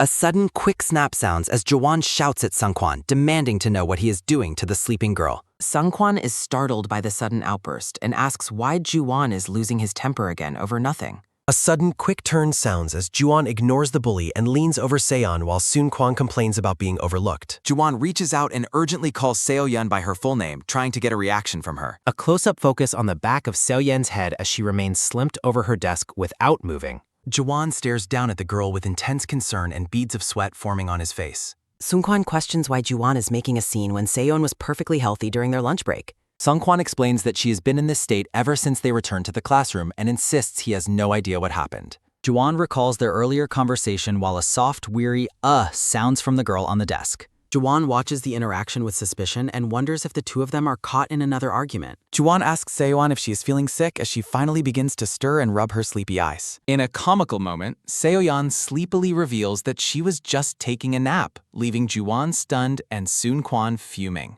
She clarifies that she simply didn't hear him calling her because she was in such a deep sleep. Juwon is overcome with frustration and anger upon realizing he made a massive scene for no reason at all. Soonkwon demands an apology as Juwon walks away, calling him a punk for his unnecessary overreaction. Sungkwan continues his rant, calling Juwon a lunatic for swearing in the classroom just as the teacher enters the room. The teacher tells the class to sit down and open their books, noting that the end of exams doesn't mean their studies are over. Seon sighs and wishes she could have had just a few more minutes of rest before starting the next lesson. Juwon buries his face in his hand, blushing a deep, bright crimson from the sheer weight of his embarrassment. Seyoung glares toward Juwon and thinks about how much of a nuisance he is being. A memory of Chaewon at lunch surfaces, accompanied by the thought that his feelings are obvious even to a total stranger. Juwon remains hunched over his desk, desperately wishing he hadn't made such a fool of himself in front of everyone. Juwon and Seyeon sit at their respective desks with a noticeable distance between them as the classroom atmosphere settles. The teacher, Yoo Jae-gang, stands at the podium and prepares to make a final announcement to the class. A close focus on Chaewon looking determined as a caption box mentions a girl named Julie. In a flashback, Chaewon argues with Yoo Jae-gang in the hallway, asserting her authority as the student council vice president. Chaewon insists that if Juwon is to join the council, he must first pass a formal interview process. Yoo Jae-gang looks at her with a flat expression and states that he has no intention of letting Juwon pass the screening. Chaewon is baffled by the sudden demand for an interview when all previous members were admitted via recommendations. She points out that the teacher and senior students have already given their approval, questioning why he is making it a problem. Chaewon asks why he is suddenly changing his tune and acting against the transfer student now. She shouts at him, reminding him that he was the one who initially disliked the idea of Juwon joining the council. She questions why he is being so territorial about the council all of a sudden. Yoo Jae-gang stares back and retorts that he should be the one asking her why her attitude changed. A sudden, quick turn sounds as Yoo Jae-gang asks why she is acting friendly when she used to hate the transfer student more than anyone. He reminds her of when she called Juwon pathetic and accused him of trying to steal votes from others. Chaewon frantically denies the accusations, claiming that her past feelings are irrelevant to the current situation. He tells her that if she has changed her mind and wants to back out, she should take it up with the teacher. A caption box confirms a firm refusal to change anything about the current plan. A sudden, quick snap sounds as Chaewon glares at Yoo Jae-gang from her desk, calling him a sneaky bastard for his behavior.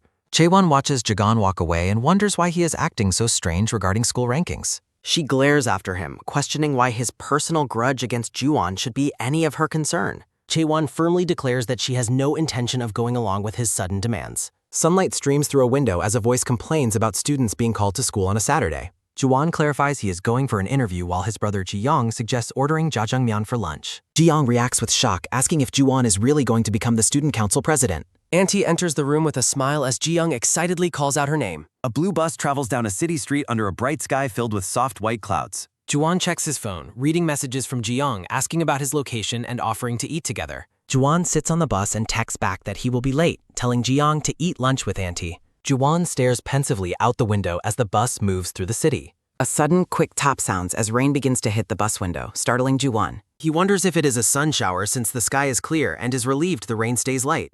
Light raindrops fall on a school zone street sign as the bus drives past. Rhythmic tapping sounds increase as the rain begins to cover the bus windows more heavily. Juwon sits quietly with his phone in his lap as the light reflects off the bus interior. A soft, steady patter sounds as Juwon looks up, his expression unreadable. He thinks about how delicious Auntie's braised eggs are and regrets not eating one more before leaving. In a memory, Auntie feeds Juwon at the dining table while Ji-young opens containers of food. Juwon thinks about how peaceful the bus ride feels despite the sudden change in weather. A sudden, loud squeal sounds as the bus doors open and Juwon prepares to step off. The driver stops him and points towards something at the front of the bus. The driver explains a passenger left an umbrella behind and suggests Juwon take it for himself. Juwon takes the plastic umbrella and thanks the driver, who empathizes with his busy weekend schedule. Juwon opens the clear umbrella and walks down the rain-slicked street toward the school. He looks up in disbelief as the rain stops completely just as he managed to get soaked. A soft, quick snap sounds as he closes the umbrella, feeling that today is quite unusual. Juwon continues his walk toward school as the background fades into a bright white light. A finger points at interview questions on a document, instructing Juwon to use the provided sample answers. Chaewon preps him for the interview and mentions the teacher's interest in his part-time job. Juwon is amazed and shocked by the sheer amount of material she prepared to help him. He stares down at the papers in contemplative silence. Chaewon notes they were essentially enemies recently, while Juwon wonders if she has a hidden motive. Juwon looks suspicious and wonders if she simply wants to use him as a tool for her own studies. A soft, weary sounds as he rubs his face, finding her unexpected kindness to be strange. Chaewon looks at him with a puzzled expression and a questioning bubble. Juwon remains quiet, hiding his mouth behind his hand as he lost in thought. A close-up focus on Chaewon's eyes as she watches him from across the table. A sudden, sharp gasp sounds as Chaewon realizes he is giggling and asks what is so funny. Chaewon yells in frustration that he isn't listening after her hard work while Juwon asks if she sprayed something. Chaewon leans forward aggressively, demanding to know if the perfume is too strong for him. Juwon winces as flowers fill the air, complaining that the scent is so strong he cannot focus. Chaewon defends the floral scent as pleasant while Juwon says his head is literally pounding. The teacher, Jagong, enters the room and tells Chaewon it is time to head to the interview. Chaewon asks Jaegong to smell the sheet to prove Juwon is overreacting to her perfume. Jagong tells them to hurry up while Chaewon orders Juwon to memorize the materials before entering. Juwon looks at the sheets and wonders how he's supposed to memorize all the details so quickly. Chaewon stops and turns around as Jiwon calls out her for late. Juwon thanks her for helping him out and for being so thorough in preparing the materials. Chaewon promises to treat him to some snacks later as she continues walking toward the interview. Chaewon tells Juwon to focus on passing the interview first while he feels confident about his abilities. Juwon begins to contemplate his next move. He notes that the cherry blossoms have disappeared from the trees outside. The two walk together through the quiet school hallway. Chaewon starts to blush as she walks slightly ahead of him. Her face turns a bright shade of crimson as she avoids eye contact. Juwon hides a small smile behind his papers, thinking something else is in full bloom. Chaewon continues down the corridor alone, clutching a stack of documents. She looks back and speaks with a cheerful expression. Her attention shifts to Juwon, who stands further down the bright hallway. Juwon looks thoughtful as he processes their conversation. A sudden, heavy pour sounds as Seo-yeon stands alone in the rain outside the school. She looks weary as the rain falls like a sun shower. A sudden, quick rustle sounds as the council reviews application forms. The council members discuss an applicant's academic standing and potential. Chaewon looks startled as the others ask for her and Jaegong's opinions. They question her relationship with the transfer student while she insists they aren't close. Chaewon defends her choice, stating that good students are easier to manage. One member asks Jaegong if he thinks Juwon can handle the workload.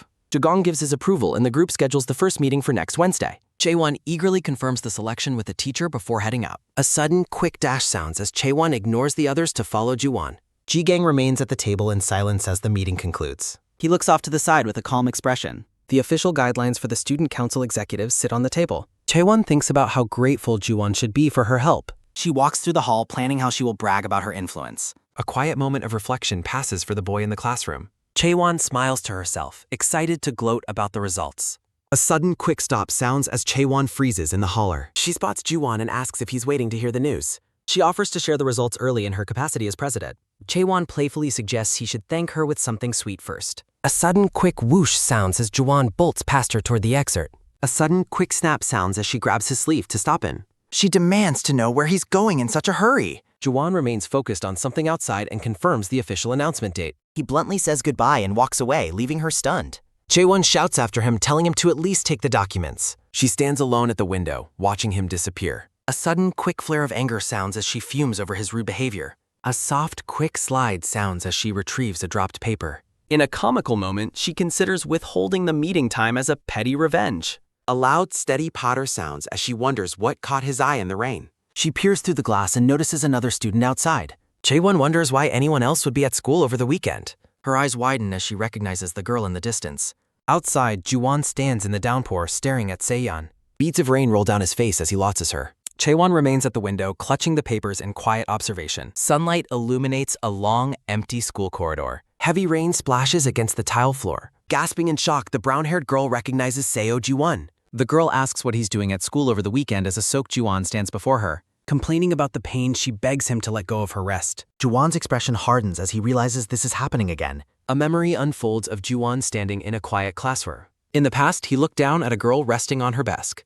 She remained motionless with her head buried in her arms. Juwon reached out to her, noting the similarity to the current moment. In the present rain, Juwon realizes his body acted instinctively before he could process the situation. The girl looks up at him with confusion, asking why he's at school during the weekend.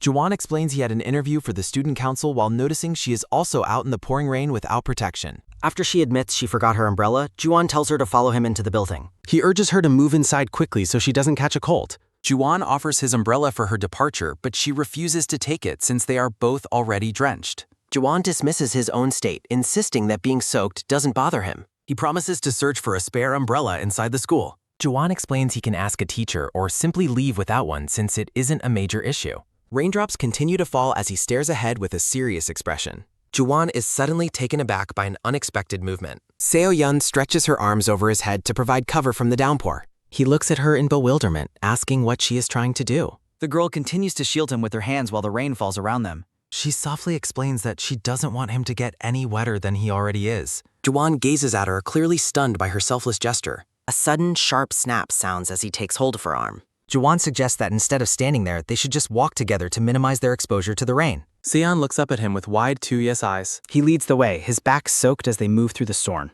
Juwon's ears and neck flush red as he continues walking the way. A sudden quick whoosh sounds as they hurry toward the school entrance. A close-up focus on Seon's observant gaze. The two stand together on the wet pavement as the rain begins to subside. They reach the entrance and realize that the rain has completely stopped. Seo-young considers them lucky for the passing shower, while Ju-won feels a wave of exhaustion hit him. Ju-won tells her she should head home, reflecting on how much more relaxed he felt earlier that morning. He realizes he forgot his notebook in the classroom, but worries it would look bad to return while she is still there. A sudden, quick snap sounds as something stops him in his tracks. He turns back, surprised to see her hand clutching his backpack. Ju-won asks why she is suddenly grabbing his bag strap.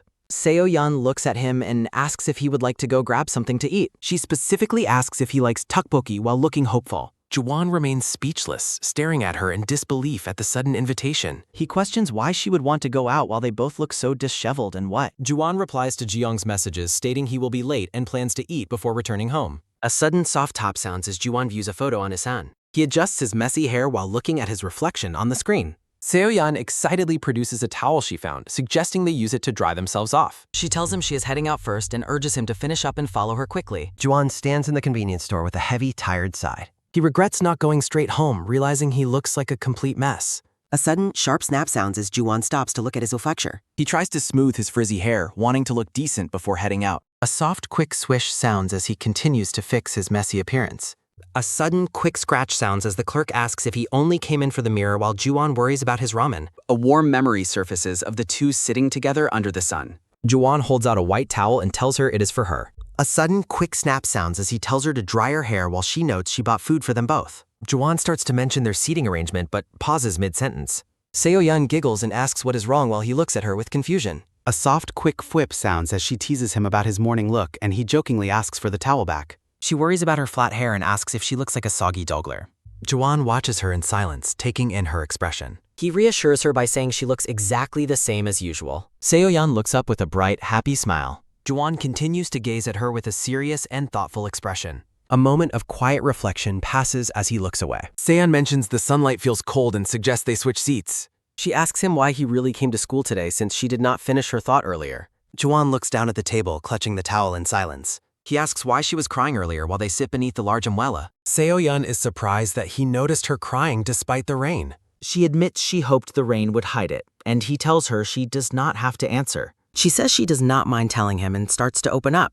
Ju-won listens closely and tells her to go ahead. His attention is focused entirely on her as she begins her story. Seon lets out a soft gasp as her face begins to flush. She decides to explain, so he stops wondering, while he insists there is no pressure. She explained she was just frustrated because she usually spends her weekends studying alone at school. She felt stuck on her work, and the sudden rain and lack of an umbrella frustrated her to tears. Ju-won asks why she does not go to a cram school like everyone else. She says her routine is similar, and Ju-won asks if she is always solitary on weekends. She confirms it is just her, but then suggests he could join her if he wanted. Ju-won clarifies that his weekend job prevents that, making her realize she jumped to conclusions. He offers to help her during the week if she ever gets stuck again. She notices his recent kindness, and he explains it is just a friend perk. She smiles warmly at his words while they finished their food. Ju-won tells her not to mention it as the sky clears above them.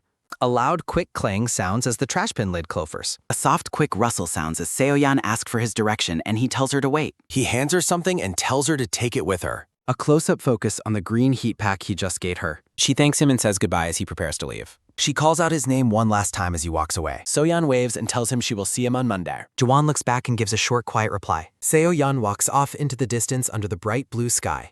A heavy, steady trudge sounds as Ju-won checks his phone while walking. A heavy, steady trudge sounds as Ju-won disappears down the bright street. Ju-won walks away with his backpack. The empty sidewalk stretches a hide. Seo-yeon mentions how nice he has been lately. Ju-won thinks he should ask her the same.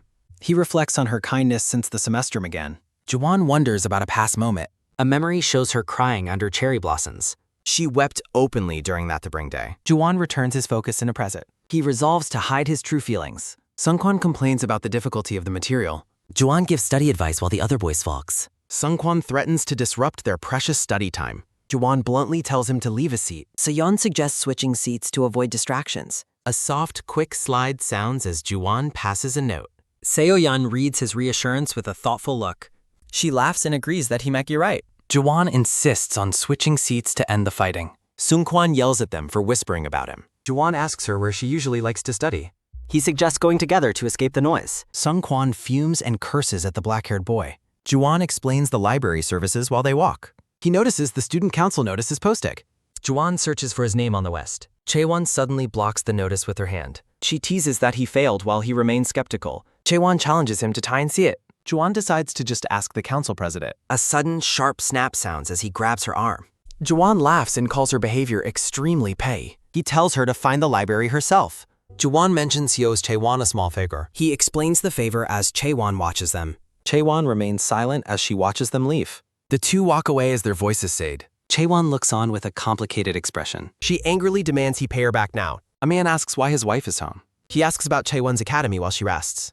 The mother reports that Chaewon seems physically fine. She explains the girl's sudden refusal to leave. The father notes her bad mood started yesterday. A heavy, tired sigh sounds from the mother. Chaewon lies face down on her bed. She regrets her decision regarding the student council. She wonders about the kind of person he is. Chaewon struggles to concentrate after yesterday's events. Silence fills the room as she remains motionless. Chaewon lies face down on her bed, wondering why she is in such a bad mood. She recalls a memory of Juwon running into the rain to shield Saegon. A memory surfaces of Juwon standing in the downpour, questioning his own impulsive actions. A soft, quick swish sounds as she peeks out from the crook of her arm. Silence fills the room as she remains motionless on her bed. Chaewon wonders how she developed an interest in Juwon. She questions why her curiosity about him is suddenly feeling so serious. She reflects on her past and realizes things were similar during her first year. Chaewon gazes blankly ahead while lost in her thoughts. A sudden quick spring sounds as she sits up abruptly. She remains seated on her bed with a thoughtful and troubled expression. Chaewon wonders if her current feelings are truly the same as they were back then. A memory shows her standing confidently in the school hallway, thinking it is a good start. She looks down at the student ranking list to see who is below her. The notice shows Han Chaewon in first place and Yoo Jae-gang in second. Yoo Jae-gang approaches and praises her for being the top student. He offers her his congratulations while she looks at him with surprise. Yoo Jae-gang walks away, leaving Chaewon to watch him with a curious gaze. A soft, thoughtful hum sounds as she notes his attractive appearance. The scene shifts to a memory of a 20-minute group discussion. Jae-gang expresses his honor at being on her team, predicting their success. He laughs about their potential while she responds with a dismissive huff. Chaewon recalls being too focused on her first test to notice her classmates. She admits that he was sociable, nice, and very smart. Chaewon ponders her past impressions while resting her chin on her hand. She recalls predicting that he and a classmate would eventually date. A memory shows Jae-gang standing with Seyeon in the school hallway. Chaewon watches them from a distance with a neutral expression. She wonders if they even worry about their upcoming exams. Back in the present, she confirms her thoughts with a quiet breath. Chaewon admits to having a brief interest in Yoo Jae-gang early in the semester. She realizes she moved on without much care after his breakup with Seyeon. A sudden, quick tap sounds as her father knocks on her bedroom door. Her father enters, explaining he came home to change before a meeting. A soft, quick clack sounds as he sets a tray of treats down for her. He encourages her, acknowledging how hard she has been studying. Chaewon calls him out for pretending he bought the cakes from her favorite chauffer. Her father reassures her that she will overcome any difficult time. She thanks him and begins eating as he tells her to get plenty of rest. A soft, quick munch sounds as she resolves not to waste time on pointless worries. The scene shifts back to school where Juwon looks completely bewildered. Juwon explains they are heading to the library and asks to postpone their meeting. Chaewon looks flustered and questions his suggestion to meet another day. A close-up focus on Chaewon's wide, shocked eye. She yells in frustration and runs away as Juwon calls after her. A sudden, sharp bang sounds as Chaewon trips and falls face first. Juwon is stunned by the clumsy fall while Chaewon hides her red face in shame. Juwon turns to Seoyeon and suggests they head to the library tomorrow. He promises to finish explaining their earlier conversation back in class. Juwon warns Chaewon not to overdo it as she continues to look flustered. Juwon laughs and asks if he left a mark, while Chaewon tells him to stop looking. A soft, quick clatter sounds as the brown-haired boy wonders what is going on while the girl walks away. Juwon laughs and notes that someone forgot their drink and change, so he is taking both. Seyeon looks on with a surprised expression. Her attention is taken by a soft, quick rub sounding as she clutches her blue notebook. A hand holds up a cup of coffee from Cafe Mal. Juwon asks if she wants the receipt, and the black-haired girl confirms she does while staring at her drink. Juwon wonders why he turned back instead of staying with Seyeon. Chaewon wonders what changed after he said they would go later. She questions why she is even thinking about her own reactions. Juwon finds her dramatic call-out underwhelming, but she warns him not to back out later. Chaewon looks away and promises that she won't. Juwon wonders why she looks so down and worries that he teased her too much. A sudden, quick realization sounds as he remembers something important. He asks Jaewon if she has decided on a partner for the English performance test. Chaewon wonders if that was the question he was planning to ask. She explains she usually works with the same person, but a sudden, sharp pop sounds as the bottle Ju-won holds bursts. Ju-won is on the ground as Chae-won asks what he is doing, and a dark-haired girl looks shocked. Ju-won asks Bora about his drink, and she laughs while apologizing for her strength, promising to buy a new one. Chae-won asks if he wants to be partners if he hasn't found anyone that. Chae-won claims he already agreed to do it with her while they were just talking. Ju-won looks back with a completely baffled expression. Ju-won asks her to wait, questioning if she was actually the one asking to be partners. Chae-won yells, "With me," as her face turns bright red. Ju-won is frozen in shock by her outburst. Bora watches the two of them in silence as the tension hangs in the air. Bora comments that they balance each other out and notes that teaming up the top two students is incredibly powerful. A heavy, tired sigh sounds as a man in a white shirt and cap wipes sweat from his face. He reflects on the sudden summer weather and complains about how hot it is. A sudden, quick sweat drop sounds as he gets cranky, wondering why she is late and why they couldn't just work at home. He waits outside a bank looking exhausted. A soft, quick hum sounds as he enters the building and finally feels the relief of the air conditioning. A soft, quick buzz sounds as he receives a text from Han Chae-won saying she is there. He looks around the street from the bank entrance, wondering where she is. A soft, quick click sounds as a girl in a plaid skirt steps out of a car. Chae-won stands there looking radiant with her long black hair. Ju-won is momentarily speechless at the scent of her. The two of them sit together in a study area. He asks if they should start from a specific point, and she mentions the part about the explorer couple. She asks how to say describe again, and Ju-won provides the translation as they work. She lists the landmarks they are using and asks him to check her spelling. Ju-won continues reading from the computer while Chae-won writes in her notebook. Chae-won suddenly asks if they should move seats. Ju-won realizes there are no other open seats and tells her to never not. A soft, quick swish sounds as Ju-won hands her his jacket and tells her to cover up. She insists she is fine and that her flushed face is just from the heat outside. Ju-won shivers and admits that the air conditioning is actually far too strong for him. Chae-won laughs and offers to give it back, but Ju-won refuses to break his cool facade. Ju-won thinks to himself that she is an idiot for not wearing it if she is cold. Chae-won remains silent as she drapes his jacket over her shoulders. Jae-won looks off to the side as someone points out a spot and she quickly agrees. Ju-won remains focused on his smartphone. Chae-won reacts with a sudden, quick gasp as Ju-won asks if she properly explained the situation to the person she was originally supposed to work with. Chae-won clutches her chest in surprise while Ju-won clarifies he is talking about her original partner for the performance assessment. Ju-won is surprised that the other girl took the news so well, while Chae-won continues her work in silence. Chae-won looks down with a bead of sweat on her face, appearing deeply troubled. A single thought bubble reflects that the interaction was quite one-sided. In a memory, Chae-won stands before a black-haired boy in a classroom who tells her the arrangement is just for this time. Chae-won looks flustered in the memory, acknowledging that while she understands it as the last time, the change is very sudden for her. Yoo Jae-gang reminds her that she was the one who suggested they do all their assignments together as long as they were in the same class. Jae-gang looks up at her and asks if she is the one who is suddenly changing how things work now. The two students stand in the empty, sunlit classroom as a tense silence falls between them. Chae-won opens her mouth to speak, her face flushed with frustration. She asks if he is acting this way because he knows she is partnered with Seo Ji-man. Jae-gang watches her with a calm but intense gaze. He points out that she probably thinks he switched her for Seo Ji-won, and that is the reason she is angry. Chae-won concedes, admitting she understands why he is upset given the last-minute nature of the change. A close-up shows Chae-won's clenched fist as she notes she even told Ju-won she already had a partner. A memory within a memory shows Chae-won shouting at Ju-won in the hallway, claiming he already decided to partner with her. Her face turns bright red as she shouts at him to work with her. Ju-won is shown looking completely stunned by her sudden outburst. Back in the memory, Chae-won realizes with a cold sweat that they only ended up together by sheer chance. Chae-won tells Jae-gang she will ensure nothing like this happens again, to which he simply responds that she should do the same. Jae-gang smiles slightly and asks if her reaction is actually about the assessment or if it is really about Seo Ji-won. Chae-won looks at him with a startled and wide-eyed expression. Jae-gang leaves the room wishing her luck on the performance assessment. Back in the present, Chae-won thinks to herself that he is a slippery person who is far too good at reading the room. She looks at Ju-won's back, realizing she contradicted herself after saying they would work together, but she hopes he won't say anything. She continues her internal monologue, thinking that no matter how much he might dislike Seo Ji-won. She recalls Jae-gang looking back at her, concluding that he won't speak up if it doesn't benefit him. Jae-won lets out a soft, quick huff while resolving to just deny everything if it ever comes to light. She turns her gaze away from her work, lost in thought. Chae-won continues to brood over the situation with a dark expression. She wonders if this means she doesn't actually owe Yoo Jae-gang an apology. Chae-won asks how he knew who her partner was, and Ju-won admits he was just guessing. Ju-won points out that she's the class president and the other boy is the vice president. He notes they are ranked second and third respectively, reasoning that she wouldn't work with anyone less competent than herself.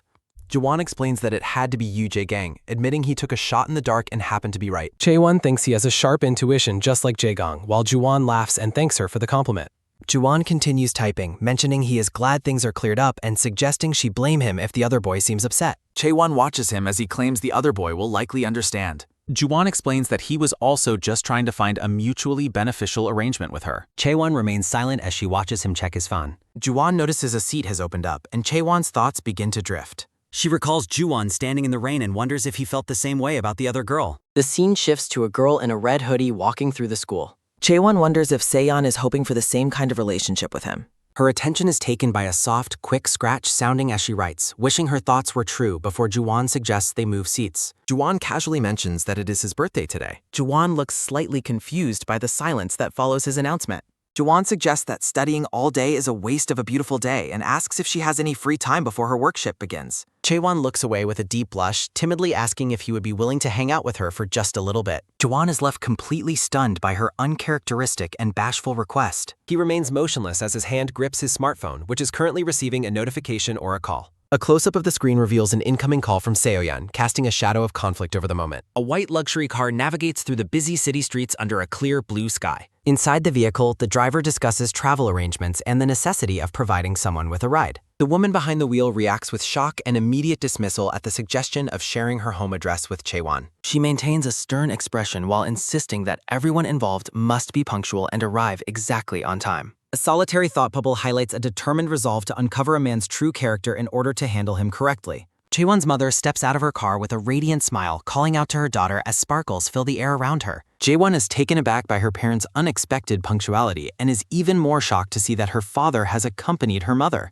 Her mother curiously asks if Juwon is the friend she is working with, and Chaewon introduces him while Juwon offers a polite greeting. Upon learning his identity, the mother warmly invites Juwon to join them for dinner, noticing he likely hasn't eaten yet. Chaewon quickly tries to decline on his behalf, citing his busy schedule and job, but her mother reveals that her father already made a special birthday reservation for Chaewon and a friend. Chaewon persists in wanting to go alone, while Juwon awkwardly offers to drop them off if their destination is on his way. Chaewon stares at her phone in a state of flustered conflict, unable to find the right words to navigate the social pressure. Juwon watches her with a steady, expectant gaze as the silence stretches between them. Finally relenting, Chaewon tentatively asks Juwon if he would be okay with having dinner together before he leaves. She turns to him to confirm the invitation is acceptable, and her mother joyfully agrees that there is no problem at all. A hand reaches out to firmly shut the car door as the group prepares to head to the restaurant. Seated in the back of the car, Chaewon questions Juwon about the previous plans he claimed to have. Juwon checks his messages and casually explains that his scheduled meeting was only meant to be brief and that the other person is fine with the change. Chaewon watches him intently, her inner thoughts confirming a suspicion she already held about the situation. She asks if his attire was chosen specifically for the occasion, and Juwon admits he didn't want to spend her entire birthday just studying. Chaewon defensively claims that her stylish look is just her everyday style, prompting Juwon to offer a light-hearted apology. She looks away with a pouting expression, internally insisting that her choice of clothing has absolutely nothing to do with it being her birthday. A tender illustration shows Chaewon leaning affectionately against Juwon's shoulder, a stark contrast to their current bickering. A beautiful white cream cake topped with fresh strawberries sits on the restaurant table as a celebratory message appears. During the meal, the mother explains why Chaewon's brother couldn't attend, though Chaewon coldly remarks that she prefers his absence. Juwon realizes that Chaewon's brother is the former student council president and asks for confirmation. The mother is surprised he knows him and explains that the two boys likely crossed paths during the recent school elections. Juwon rubs the back of his neck nervously, admitting that he accidentally got on the brother's bad side during the campaign. Chaewon teases him about a bold comment he once made to her brother, while Juwon tries to downplay the interaction. The mother shifts the conversation to Juwon's family, asking about his siblings and assuming any brother of his must be equally handsome. Juwon humbly dismisses the compliment, noting that Chaewon frequently compares his appearance to a sea creature. Chaewon laughs and insists that her squid comparison is actually a compliment, much to Juwon's bewilderment. As Chaewon playfully offers him food, her mother watches the interaction with a sharp, calculating look behind her smile. Juwon accepts a piece of shrimp and asks if Chaewon's brother also attends their school, but she clarifies that he is at a nearby institution. The mother praises the brother's transition to a new school, while the father asks Juwon if he lives with his parents or on his own. Chaewon snaps at her parents, telling them to stop interrogating her guests with such personal questions. Her mother apologizes for being nosy, explaining that her curiosity stems from Juwon's impressive first-place finish on the mock exam. She explains that because Chaewon is a perpetual top student, she felt a natural urge to learn more about the boy who matched her. Juwon quietly reveals the heavy truth that he lives alone with his brother because their parents passed away years ago, leaving Chaewon in a state of shock. Realizing she touched a sensitive subject, the mother is overcome with guilt and offers a sincere apology, which Juwon graciously accepts. To break the sudden somber mood, Chaewon begins aggressively piling sausages and fries onto Juwon's plate, and he thanks her for the distraction. She holds up a slice of cake and asks if he likes strawberries, trying her best to keep the atmosphere light and welcoming. Juwon looks down at his plate and lets out a soft, genuine smile at her clumsy but kind efforts to comfort him. He explains that he doesn't have a special talent for academics, but developed strong calculation skills while helping with his parents' business. Juwon tells Chaewon that there is no secret to his success other than the simple satisfaction of seeing hard work translate into results. Chaewon looks away with a deep blush. Her father commends Jawan's maturity while her mother hides her face in embarrassment. He expresses his gratitude for Chaewon's friendship and encourages them to remain close. Later that night, the car pulls over as Juwon thanks them for the art. Chaewon's father calls out to Juwon, advising him not to take the mother's earlier comments to heart. Juwon recalls the mother explaining that she was simply protective of her daughter working with a new male friend. The father apologizes on her behalf, noting she was likely just being sensitive during an important school period.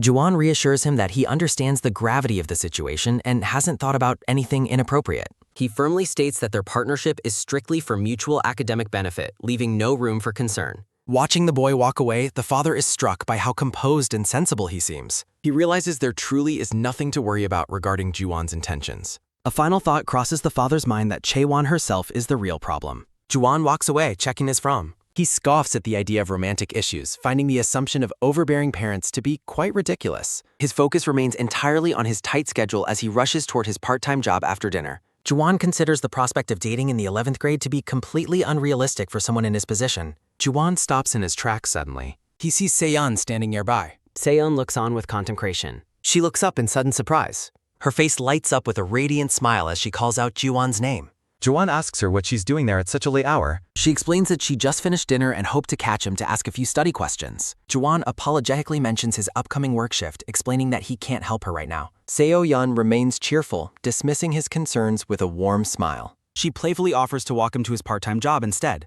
As they walk, she chatters excitedly about the weather and what she had for dinner earlier. Juwon is surprised by her high energy and asks why she seems so excited today. Seyeon continues walking ahead, teasingly praising the quality of her teacher. Juwon promises to make the most of what he taught her for the upcoming finals. She turns back and suggests they should work on their next project together as well. Juwon smiles softly and agrees to her proposal without hesitation. Internally, he hopes that her suggestion wasn't just a polite gesture. He thinks to himself that the changing season has cooled the fluttering excitement he once felt. The clarity of the moment makes his true feelings and priorities even more evident.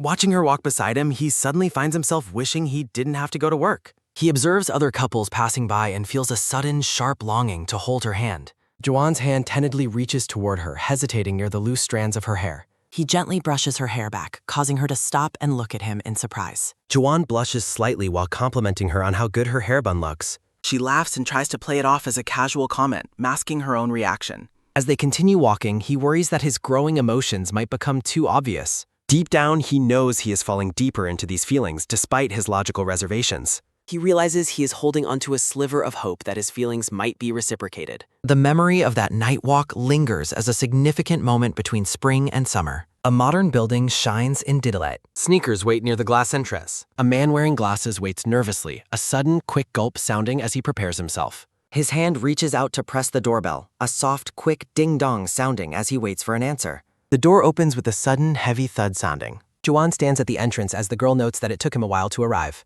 Seyeon smiles brightly and invites him to come inside. As he enters, Juwon internally marvels at how the house looks like a movie set and notes that it is much brighter inside than it was outdoors. Seoyeon brings over some drinks, thanking Juwon for coming and asking if he had a difficult time traveling in the heat.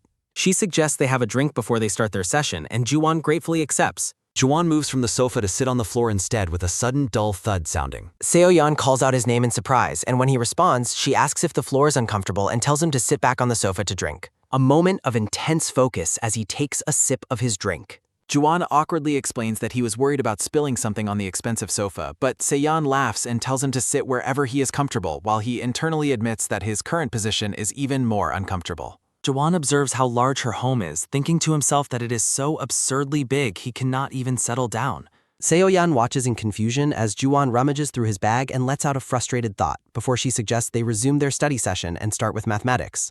Noticing how much he is sweating, Seo-yeon asks if he is hot, but Ju-won quickly stammers that he is not really that hot at all. Seo-yeon says she will lower the air temperature as Ju-won starts to fend her. Ju-won suddenly loses his balance and falls on top of Seo-yeon on the floor. He stares down at her in shock, a bead of sweat rolling down his face as he remains silent. Seo-yeon looks up at him and asks if he's all right. A close-up reveals his stunned reflection in the glass of his spectacles. Ju-won quickly apologizes, explaining that his bag was in complete disarray and checking to make sure she isn't hurt. A hand reaches out to touch his neck. Seo-yeon gently touches him and reassures him that she's fine. Ju-won is left speechless while Seo-yeon reiterates that she is not hurt. She begins to comment on the way he usually speaks and acts. Seo-yeon tells him that he seems rather ill-mannered, a comment that leaves Ju-won feeling confused. She continues by saying that he is actually quite kind and gentle, comparing him to a tsundere, which leaves Ju-won wondering about the meaning of the word and the state of his glasses. She leans in and confesses that his hidden kindness is why she likes him. Ju-won is struck by a moment of pure shock. Seo-yeon confirms her feelings again while Ju-won internally questions why she would feel that way. Hovering over her, Ju-won admits that he never once felt that she liked him. Seo-yeon's expression turns serious and contemplative. She reminds him that they ran in the election together, noting that she helped ensure a rival didn't win because Ju-won disliked him, even making a point to greet him. Ju-won listens in stunned silence. She questions if she forced him into the election, recalling how he yielded his seat out of consideration for a friend, and suggesting he only met her because he needed something. A single thought crosses his mind, wondering if that is truly what liking someone means. A vague doubt begins to grow within him. He wonders if she is simply being kind rather than actually liking him. Ju-won leans closer and asks her if she dislikes his reaction. Seo-yeon begins to explain that if it is just kindness, Ju-won's face turns bright red with embarrassment. He lets out a desperate shout, refusing to accept the situation. Ju-won buries his face against her in a state of total emotional overwhelm. His eyes are wide with panic as he feels himself losing control. Ju-won stands frozen in a confused daze as the metaphorical chains around him shatter. The scene shifts to a dreamlike space where Seo-yeon stands on a balcony high above Ju-won. Seo-yeon looks down in confusion, asking what is happening, while Ju-won looks up from below. Ju-won begins to fall backward into the darkness, calling out for her to wait. He reaches out his hand, shouting for Seo-yeon to wait for him. A sharp, heavy boom sounding as the dream comes to an end. Ju-won has fallen out of bed and lies on the floor of his messy room. He remains face down on the floor in a state of silent mourning exhaustion. Ju-won bolts upright in bed with a look of pure shock. He panics over the insanity of his dream, desperately trying to erase the memory from his brain. Ju-won looks up with a red mark on his forehead, apologizing for his strange dream. He remains flustered as he sits beside a purple-haired boy lying on the floor. A romance manga lies open on the floor nearby. The purple-haired boy delivers a sudden, sharp whack sounding as he tells Ju-won to stop reading those books, causing Ju-won to yell in pain. The school bell rings with a soft, melodic ding-dong sounding through the building. The teacher confirms the next class is in the science room and reminds the monitor to lock the door. She then orders the two students who were late to come down and see her during lunch. Ju-won and Sung-kwan look completely miserable about the prospect of their upcoming punishment. Seo-yeon giggles and offers to lend Ju-won a comb because his hair is sticking up in the back. She even offers to give him a mirror to help him fix it. Ju-won abruptly declines her offer and walks away, leaving her looking confused. His sneakers squeak against the floor as he departs. Ju-won checks his messages from Han Chae-won, who is frustrated that he missed their study session. He internally regrets oversleeping and being late for the first time in his academic career. Ju-won tries to push the wretched dream out of his mind while walking through the halls. Seo-yeon spots him and calls out his name. She approaches him to ask about a mouth problem from the weekend, framing it as a simple favor. As she suggests meeting in the library, Ju-won interrupts her with a cold greeting.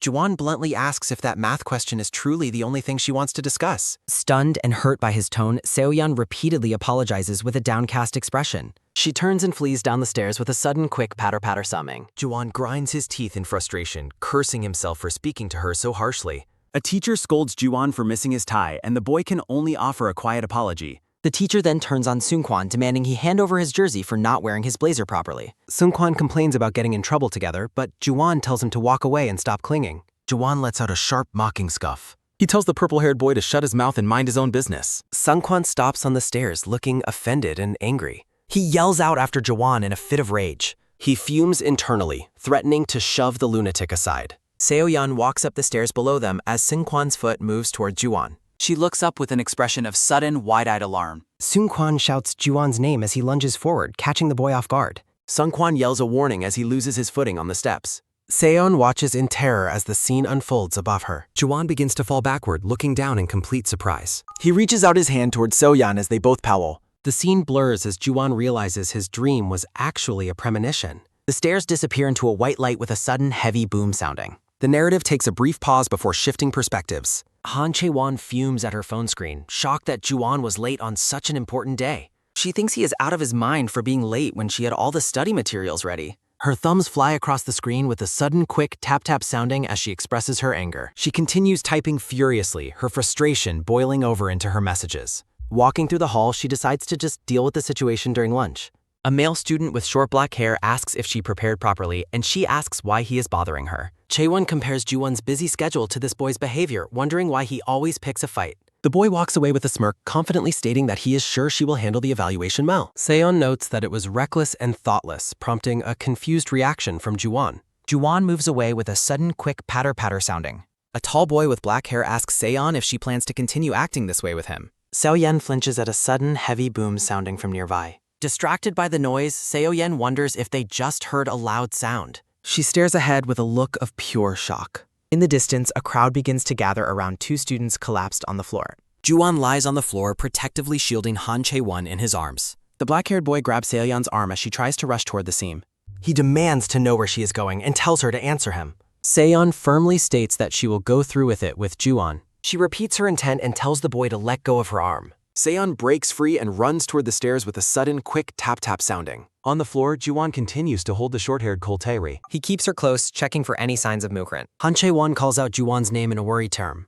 Trembling with adrenaline, Juwon begs her to say something and answer him. Han Chae-won sits up and reassures him that she's alright. She asks why he yanked her so hard, stating that she felt like she almost died. Juwon kneels down to check for injuries, asking if she is hurt and if she can stand up. His hand remains on the floor as he catches his breath. Juwon stares in confusion as he processes the aftermath of the fall. Han Chae-won looks at him with a mix of concern and fear. Seo-yeon reaches out to touch Juwon's shoulder and tells him to sit down. She looks down at him, saying she will call the infirmary teacher. Seon calls him a fool, her voice laced with worry. She points out that he is bleeding from his head right now.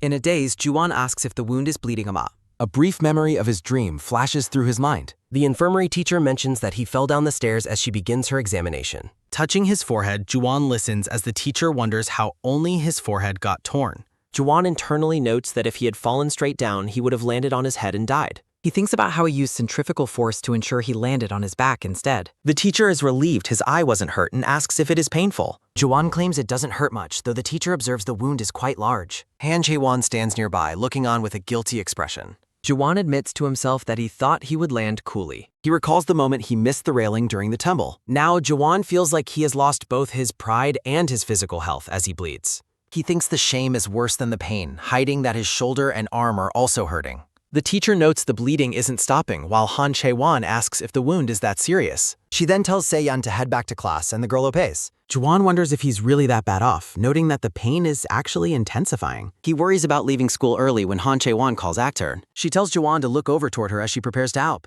Han Chae-won wipes his face with a sudden quick swish-swish sounding. She focuses on cleaning his cheek in silence. Juwon looks down and asks Han Chae-won if her knee is alright. Han Chae-won looks up at him with tears welling in her eyes. Juwon tells Han Chae-won he is fine despite her visible distress. Han Chae-won apologizes, explaining she tried to help him during the chaos. Han Chae-won tearfully worries about a permanent scar while a sudden soft hic sounding escapes her. Juwon promises to find the best hospital to treat her scars. He suggests they both get medical scans to ensure their safety. Juwon realizes that simple sea changes will not solve their problems. He regrets not separating himself from the troublemakers much sooner. Han Chae-won resolves to move their seats with a sudden quick grip sounding. She promises to ensure that he is never bothered again. Juwon watches her with a look of pure surprise. He tells her to handle the situation with the teacher properly. Juwon suggests they get their medical evaluations together as well. He jokes about his forehead to lighten the tense mood. Juwon rests with a small, calm smile. He asks how to cheer her up if she refuses to laugh. Juwon admits his embarrassment with a sudden soft touch sounding. Han Chae-won cries silently before. Juwon gazes with a calm expression. Juwon holds blood-stained gauze to Misag. Han Chae-won panics and tells him to watch the gauze. Juwon applies a sudden quick press sounding while following the teacher's instructions. Han Chae-won blushes deeply through her tears. Juwon wonders about the type of person she truly is. She looks surprised in a bright memory. He recalls her crying on rainy days. He remembers her directing him under the cherry blossoms. Juwon recalls a rainy day when she was scarled. He realizes she speaks her mind without knowing his feelings. The scene shifts to a modern cafe. A hand passes an envelope over a table. A brown-haired man in glasses accepts the documents gratefully. A dark-haired woman mentioned she was the only one available. She stirs her cup with a sudden, soft clink sounding. They discuss the social challenges of being public servants. Cherry blossoms frame the peaceful cafe window. The dark-haired woman asks if he still lives there. The brown-haired man confirms his address with a smile. She calls him stubborn as they sit together. Characters embrace in a romantic manga scene. Juwon critiques the manga's logic while his brother eats. He questions the logic behind the character's comfort methods. Juwon rants about tasteless comics and base animal instincts. Juwon's brother asks why he suddenly stopped talking. Juwon claims he would never act before thinking. A memory of Juwon looking shocked flashes. Han Chae-won looks horrified in a memory. Her wide eyes express sudden, intense terror. Juwon looks intense in a flashback panel. A hand grips white cloth in tension. Juwon's silence confirms his impulsiveness with a sudden, sharp ache sounding. Juwon points a finger at his brother, asking if he is actually the one unable to tell the difference. Jung Se-eun stares ahead with a look of sudden, wide-eyed alarm. In the infirmary, Juwon realizes the proximity of their legs and thinks he needs to wait a moment. He realizes he has grabbed Seonyeon's wrist and thinks about how he was only holding her sleeve moments ago. Juwon looks at her with an intense blush spreading across his face. Seon closes her eyes tightly, her face glowing bright red with embarrassment. Juwon thinks to himself that the situation has become completely insane. He panics internally, wondering how to fix his mistake and fearing that she must be repulsed by him. Close to her face, Juwon sweats as his blush deepens even further. The two share a passionate, sunlit kiss in the quiet of the infirmary. Seoyeon's hand flinches slightly as she experiences the sudden intimacy of the moment. Juwon pulls her closer, his fingers brushing against the bow on her uniform. They pull apart suddenly, both of them staring at each other in total shock. Juwon moves his hand away with a sudden, quick flick sounding. Juwon apologizes profusely, calling out her name and claiming he lost his senses for a second. His eyes are wide with shock and regret as he processes his impulsive actions. Seon looks down at her hands, her expression filled with sadness and tears. She quietly states that she will be leaving now. Seon tells him to stay and get treated, asking him to message her once he is done. She turns and walks away, leaving him alone with his thoughts. Juwon holds a square of gauze in his hand, looking down at it in silence. He continues to fume with embarrassment, his face still flushed. Catching up to her in the hallway, Juwon calls out Seon once more. He runs toward her through the bright, empty school corridor. Seoyeon thinks that no matter what explanation she gives, the situation will only get worse. Juwon worries that whether it was a mistake or not, the outcome is equally bad. He winces as his head wound gives a sudden, sharp ache sounding.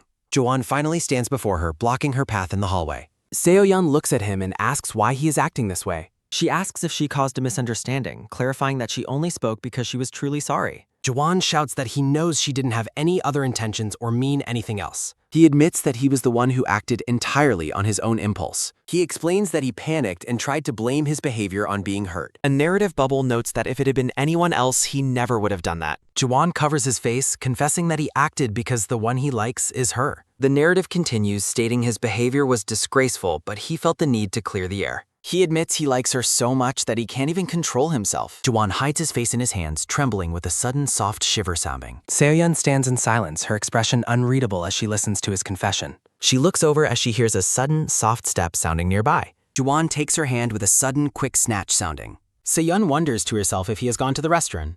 They stand together by the infirmary door as she notes the teacher has arrived. Seoyeon apologizes for grabbing him so suddenly, explaining she thought he was someone else. Juwon stands in the hallway looking completely flustered and overheated. She looks up at him with a mix of surprise and concern. Her hand moves tentatively toward his arm. She reaches out and gently holds onto his sleeve. Students walk through the hallway, their voices creating a sudden, soft chatter sounding. Han Chae-won looks down at her phone in silence, ignoring the activity around her. Juwon's phone displays text messages from Han Chae-won, who expresses her concern about his injury and offers to help him with class. Han Chae-won resolves to check on Juwon in the infirmary after lunch, deciding to handle things herself if his condition hasn't improved. Juwon recalls a memory of a girl offering him a stack of tissues, his face turned away with a pained and distant expression. Han Chae-won reflects on how Juwon wouldn't even look at her when she tried to help him, beginning to suspect the real reason for his behavior. She deduces that Juwon must like Jung Se-yeon just as he approaches her in the cafeteria line to tell her something quickly. Han Chae-won asks Juwon if he is okay and why he hasn't gone home, but he simply tells her to meet him in the student council room after lunch. As Juwon walks away, Han Chae-won watches him with worry, noting that he hasn't eaten and looks much worse than he admits. A hand picks up a cafeteria tray with a sudden, quick clack sounding as students continue through the lunch line. Han Chae-won follows Juwon through the cafeteria, repeatedly asking if he is alright since he doesn't look well at all. They walk together as Juwon insists he won't be eating, causing Han Chae-won to worry even more about his health and recovery. Juwon stops and tells Han Chae-won that he can handle the performance assessment on his own, suggesting she should just go eat lunch. Han Chae-won calls out Juwon's name, her face filled with anxiety as she realizes he is pushing himself too hard. Two other girls approach and ask Juwon why he hasn't gone home yet since the teacher already signed his leave slip. Han Chae-won confronts Juwon about staying at school despite his injury, worrying that the large wound on his forehead will leave a scar. Han Tae-won stares at Juwon with an expression of total shock and disbelief. Juwon is overwhelmed by an intense, burning blush while sweat pours down his face from the pressure of the moment. Han Chae-won's eyes widen in shock as she processes his reaction. She turns away with a sudden, quick swish, sounding as the other girls look on in confusion and surprise. Jung Se-yeon looks up, her face flushed with a deep and embarrassed blush. Juwon swallows hard with a sudden, soft gulp sounding as he struggles with his racing heart. In the quiet, sunlit music room, Juwon and Jung Se-yeon share a tender and romantic kiss. They lean into each other, their faces bright red as the sunlight illuminates their intimate, shared moment. Juwon's blush deepens significantly as he feels like his heart is about to burst from the overwhelming emotion. He looks at the shadowy silhouette of Jung Se-yeon and wonders if she thinks he's acting like a complete lunatic. He squeezes his eyes shut, wishing he could run away and let his heart burst altogether from the tension. Juwon clenches his fist tightly, desperate to quiet the loud pounding of his heart and just disappear. He internally pleads for his impulsive confession to vanish as he remains close to Jung So-yeon in the golden light. They pull apart and Juwon looks at her with a stunned, overheated expression, his face still glowing with a blush. Jung Se-yeon looks down with a bright red face, asking him what he thinks he's doing. Juwon looks at her intently and reminds her that she was the one who said they were even. Jung Se-yeon is left speechless, her face flushed as she stares at him in the bright light. A sudden, quick swoosh sounding captures a blur of movement in the sunlit room. A narrative note describes how his clothes were dusty from the fall and a large scar remained on his forehead. He was drenched in nervous sweat and looked like a complete wreck of a classmate during the impulsive encounter. Jung Se-yeon asks how he could possibly act that way toward her given the situation. A hand holds a document that is identified as an application for a temporary teacher position. A man with short hair and glasses looks down, his face partially obscured by the shadows of leaves. He stands alone by a brick wall, staring at the application in his hands with a solemn and thoughtful expression. A white text box confirms that the document is an application for the teaching position. Han Chae-won sits in the classroom looking down with a somber and pained expression.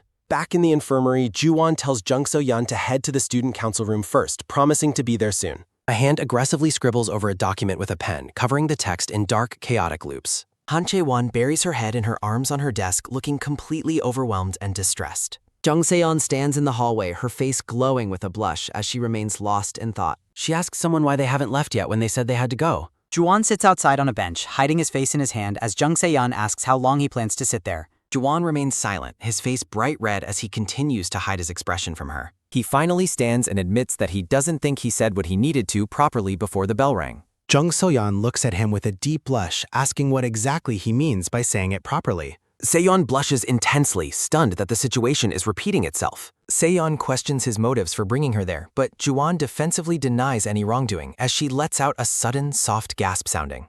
Juwon admits he was being shameless, but continues to try and explain himself. Juwon notes that her response makes her just as unusual as hers. Still blushing, Seo-yeon expresses her firm intention to clear the air between them. Juwon asks if her desire to be even was her only motivation for her actions. He questions if she might actually have the slightest bit of interest in him. Juwon confesses that his impulsive behavior was driven solely by his feelings for her. Seo-yeon admits she would have reacted violently toward anyone else in that situation. Juwon remains speechless as the two of them stand in a tense, quiet moment. Overwhelmed by shame, Juwon crouches on the floor and groans as he experiences a sudden soft thud sounding.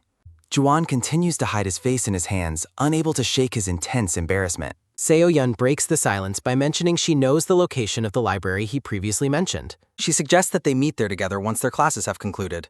Juwon explains his hospital appointment but promises to meet her early the next morning instead. He tells her that she should make sure to arrive early as well. Their hands meet as they begin to share a quiet and meaningful pinky promise. Blushing deeply, Se-yeon asks him not to be late for their scheduled meeting. Juwon agrees to her request with a sincere look and a soft confirmation. They hook their pinky fingers together, sealing their quiet agreement in the golden light. Their fingers begin to uncurl as they slowly pull their hands away from each other. The lingering physical connection finally breaks as they pull their hands apart. Juwon gazes at her, his face still glowing with a visible and intense blush. Seo-yun stares back at him, her heart filled with overwhelming and conflicting emotions. A vibrant green tree stands tall in the courtyard, its leaves swaying in the breeze. The two remain in the sunlit courtyard together as the atmosphere finally begins to settle. Seon gently leads him toward the school building, asking if he has eaten lunch yet. They stand together for a final moment before parting ways to head back inside. They share one last lingering look, the nature of their bond clearly having changed. Both of them are left feeling awkward and flustered after their intimate encounter. Juwon stammers out a goodbye, wishing her luck on her performance assessment. Seo-yun promises to message him about a math problem after she returns from the hospital. Juwon lightens the mood by asking her not to get annoyed when she teaches him this time. She gives him a warm, encouraging smile and tells him to do his best on his own assessment. Juwon turns and begins to walk away through the school courtyard. He continues walking, his steps creating a sudden, soft clock sounding on the pavement. Juwon recalls his confession about acting impulsively only because it was her. He remembers her admitting she only allowed it because of who he is. Juwon walks with a sense of purpose as he reflects on their shared moments. Juwon covers his face in embarrassment, wondering if he should have just asked her out right away. He runs off, resolving to handle the situation properly the next morning as he creates a sudden, quick scurry sounding. Han Chae-won waits in silence, her expression darkened and unreadable. Juwon enters the room and apologizes for being late, eager to begin their student council work. Juwon notes how fast she is working and suggests they practice together after he memorizes his part. Juwon is struck by a sudden, intense blush while he sits at the desk. Han Chae-won looks down in silence, her quiet demeanor creating a heavy and uncomfortable atmosphere. A narrative thought expresses deep frustration over the awkwardness of the current situation. The distance between them feels immense as Han Chae-won's heart sinks with a heavy feeling. Juwon recites his lines for the assessment, expressing a wish for them to travel together someday. He asks her about her own part, but she remains speechless and staring at him in confusion. Juwon calls out to Han Chae-won, who stands silently as their teacher looks on with crossed arms. She looks down in silence, letting out a series of soft and hesitant sounds as she struggles with her thoughts. Juwon continues the performance assessment by asking her how she found the cathedral. Han Chae-won turns away with a sudden, quick swish sounding as she ignores his question. Her expression is hard and filled with a cold, intense frustration. She clenches her jaw, her face partially hidden as she fights back her rising anger. They stand together in the classroom, discussing the magnificence of the Sagrada Familia for their project. Juwon looks slightly flustered, finding the ongoing awkwardness to be entirely expected. A memory surfaces of other students looking on with expressions of shock and curiosity. He recalls a girl with a gentle demeanor who was noted for having no sharp edges to her personality. The memory includes Yoo Jae-gang and several other boys who were all completely smitten. Han Chae-won looks annoyed in a stylized thought, wondering if men care only about appearances. She reflects on how things have been between them from the very beginning. She questions what qualities Juwon truly has beyond his consistently high grades. She wonders why she continues to be so bothered by everything he says and does. A flashback shows Juwon standing confidently during the student council elections as a bell tolls. Another student is seen looking absolutely terrified and stressed during the election process. Juwon recalls the satisfaction of seeing Han Chae-jun lose his position. He remembers speaking boldly because he always says exactly what is on his mind. Han Chae-won recalls his rude behavior, punctuating her thought with a sudden, quick thwack sounder. He remembers asking her mother if his directness was being too rude during a past meeting. She admits that his strong sense of conviction was actually quite cool in its own way. Back in the present, Juwon gestures with his hands as he tries to keep the conversation going. Han Chae-won firmly reminds him that there is absolutely nothing going on between the two of them. From a distance, she wonders if he has been digging for information about her. She questions if they are really just doing the performance assessment together and nothing more. Juwon threatens to quit just like he did during their first year if she doesn't cooperate. He looks at her with a calm and slightly smug smile as he holds his papers. Han Chae-won internally begs him not to smile as she feels increasingly uneasy. She clenches the paper tightly, feeling completely torn up inside during the assessment. She wonders why she chose to work with him if grades were her only motivation. A bulletin board shows that Juwon ranked first in the mock exams while she took second place. Han Chae-won yells at him, stating she wouldn't have risked her grades on someone she found unpleasant. Juwon explains that he only wanted to create a win-win situation for both of them. She repeats his words with a look of pure, concentrated fury. She feels that she has only been losing before delivering her next script line to Bryce. Juwon is caught off guard and looks back at her with a confused expression. She improvises their lines, stating that it makes no sense for partners to travel separately. Juwon begins to sweat from panic, wondering why she is straying from the assessment prompt. Han Chae-won continues her passionate improvisation about choosing a single destination together. With a flushed face and wide eyes, she shouts her desire to be with him. Juwon is left completely stunned and speechless by her sudden and intense declaration. He continues to stare at her in total shock as the weight of her words sinks in. He reflects on how he looks like a total wreck, drenched in sweat from the sudden panic. He feels pathetic and lacking when compared to her direct and overwhelming emotional honesty. Han Chae-won blushes deeply, her expression a mix of vulnerability and frustration as she questions his behavior. The two stand together in a tense and quiet moment inside the classroom.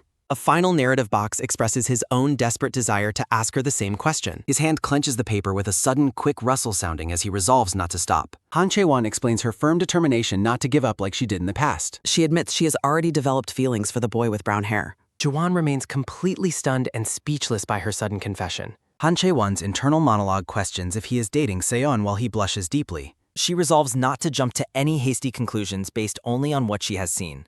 She expresses a desperate desire to understand his true feelings. Their attention is taken by a sudden, quick tap sounding as hands adjust a stack of papers. The teacher praises the group's performance, noting how well they conveyed the speaker's emotions. He mentions that Han Chae-won missed a detail but notes it didn't disrupt their flow. The teacher informs Jaewon that he is free to leave for his hospital payment. The teacher calls for the next group to begin their presentation as the room remains quiet. A woman with dark blue hair stands among falling cherry blossoms, lost in a distant memory. She wonders if their significant moment happened around the same time of year. Jaewon and the woman walk together through the school grounds as petals drift past. She recalls an English assignment they completed together at the start of their second year. She suddenly mentions her hunger and suggests they find a place to eat. They playfully argue about who should pay for the meal while walking down the path. She smiles warmly, teasing him by suggesting she only pitied him back in high school. The silence is broken by a sudden, quick tap sounding as a pen hits the desk. Seo-yeon sits at her school desk, her gaze fixed on something out of view. Jaewon turns to leave the classroom while Seo-yeon watches him from a seat. Seon follows his departure with an intense and unreadable expression. She turns back to her own thoughts, her face partially obscured by her hair. Yoon-bora laughs heartily at Jaewon, dismissing his latest attempts at a prank. Jaewon enters a room and asks a woman for his bag so he can leave. He looks down with a serious and determined expression while preparing to depart.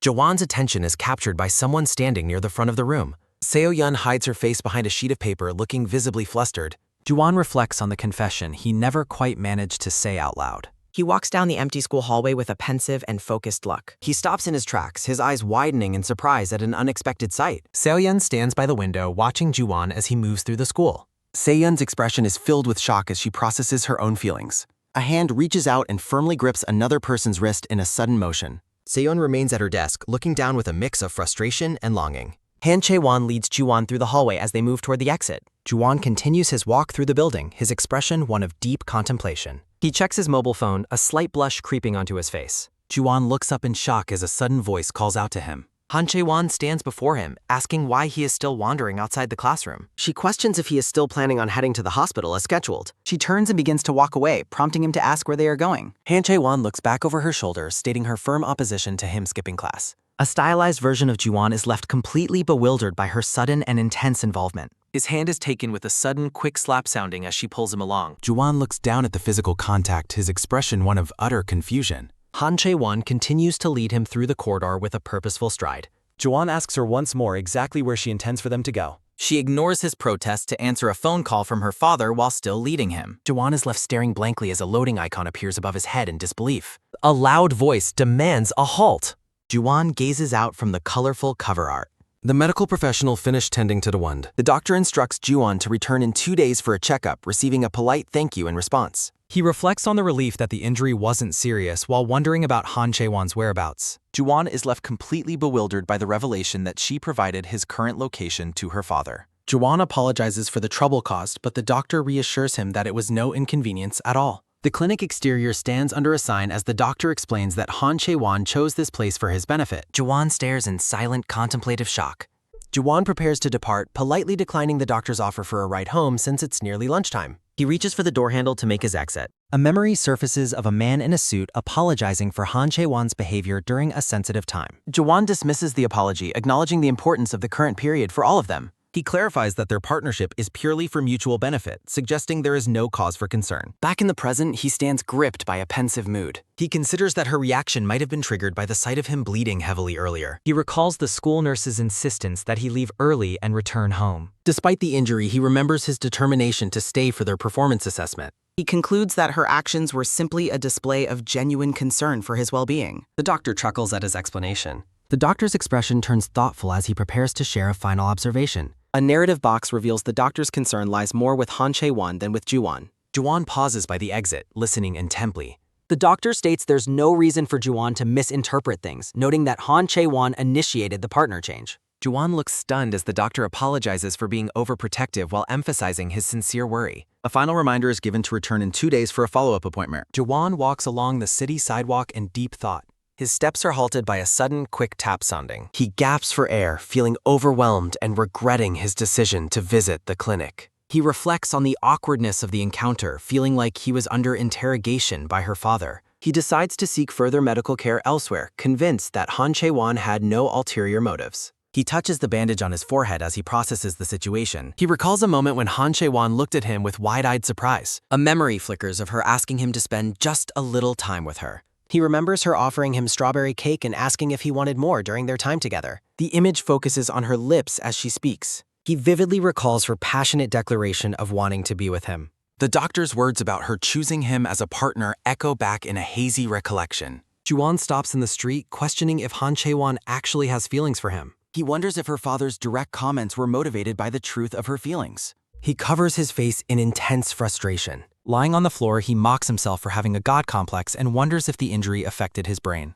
He lets out a small laugh, deciding he deserves some slack after such an intense day. His quiet time is interrupted by a sudden quick tap sounding on his phone. A message from Seo-yeon appears on the screen, asking if his medical treatment went well. He stares at the screen, blushing deeply as he lies on the floor. He types a brief confirmation to Seo-yeon that the treatment was successful. He lies back, thinking he should probably find something to eat. He loses interest in a meal, wondering if there is any ramen left in the house. He settles into a tired daze, contemplating reviewing his schoolwork for the day. Ju-won lies on the floor, exhausted. He scrolls through his mobile phone. He remains still in a pensive mood. He reflects on the stitches on his forehead. He considers Han Chae-won's overprotective father. He remembers Han Chae-won's warm, blushing expression. He recalls her questioning if he had feelings. She expresses doubt about his true intentions. He remembers his own blushing face in response. He continues to hold his phone thoughtfully. He ponders a surprising realization about her. He recalls their time together in school uniforms. He remembers her offering to pay him back. He vividly recalls her tearful confession. She smiles brightly in his memory. He expresses a deep desire to date her. Ji-young makes a grand playful entrance home. Ji-young questions why Ju-won is home early. Ji-young reacts with sudden, wide-eyed shock. The scene shifts as time passes by. Ji-young shouts for his brother and hack. Ji-young asks if he fought at school. Ju-won cries out that his eyes sting. He frantically reaches for his phone. He panics about being late for work. He checks missed calls from this teacher. His eye is visibly red and irritated. Someone urges a superior to speak up. The administrator admits his child was wrong. He defends his child regarding the fall. The possibility of expulsion is mentioned. He questions the logic of the situation. Heavy rain pours down a CDRI. Ju-won works in the rain, looking grim. He hears that Seung-kwan might be expelled. A coworker tells him to out out. His steps splash in the rainy puddles. He questions the teacher about the decision. He stands alone in the pouring rain. He reflects on the lack of apology. Ju-won puts on his contact lenses carefully. Ji-young suggests glasses until the wonjeels. Ji-young questions his brother's use of hair tools. He adjusts his tie for a sherpak. Ju-won leaves and tells his brother the lack. He explains he is staying away from school. Ji-young threatens to tell their aunt. Ji-young fumes about who dared hurt Ju-won. Ju-won looks back with a soft smile. Ju-won checks his phone in the library. Cell phone messages reveal a conversation about the homeroom teacher contacting someone and a scheduled morning meeting to discuss an issue. Ju-won sits quietly in the school library, a fresh medical bandage visible on his forehead. He remains seated on a library bench, looking down at his phone with a thoughtful expression. At 7:32 a.m. on Tuesday, April 25, he realizes that the person he was expecting is not coming. Ju-won adjusts his backpack as he walks through the school grounds, his shadow stretching across the pavement. He moves with a determined side profile, his injury a stark reminder of recent conflicts. Heavy rain pours down over city buildings as a conversation with a teacher is mentioned. From behind, Ji-young questions why a decision was made in his absence while speaking on his phone in the rain. A narrative box conveys the frustration of not receiving a formal apology. Ji-young explains that he kept certain details confidential earlier while continuing his phone call. He reveals the surprising information that Seo-yeon is the daughter of the school chairman. Standing in a kitchen, Ji-young notes that Seung-kwan's punishment was already being discussed before the disciplinary committee could meet. Ji-young acknowledges the situation but emphasizes that he was also a victim of the same person's actions. He reflects on his exclusion from the meeting and wishes his opinion had been considered. A narration reveals that the school's primary concern shifted from Ju-won's well-being to Chae-won's status. Ji-young's expression turns grim as he listens to the person on the other end of the line. Ju-won stands before a large office door as a voice from inside invites him to enter. He steps into the room, silently critiquing the behavior of the adults present. He watches the women in the office, reflecting on how people tend to view others' children as nuisances. Seon sits on the couch, looking up with wide, anxious eyes as Ju-won enters. Ju-won is formally welcomed into the office by the man sitting behind a desk. The man invites Ju-won to take a seat, mentioning that he has already spoken with Seo-yeon about the incident. The man in the suit asks Ju-won how he's feeling after his recent injury. Ju-won confirms he is doing okay and received treatment, while privately thinking about the difficulties of his life as an orphan. The chairman apologizes for Seo-yeon's involvement and insists on the school covering further medical tests, while Ju-won expects inherent bias. The man tells Ju-won to stay in contact through his homeroom teacher, and Ju-won politely accepts the arrangement. Ju-won asks directly if the decision to expel Kim Sung-kwan has already been finalized.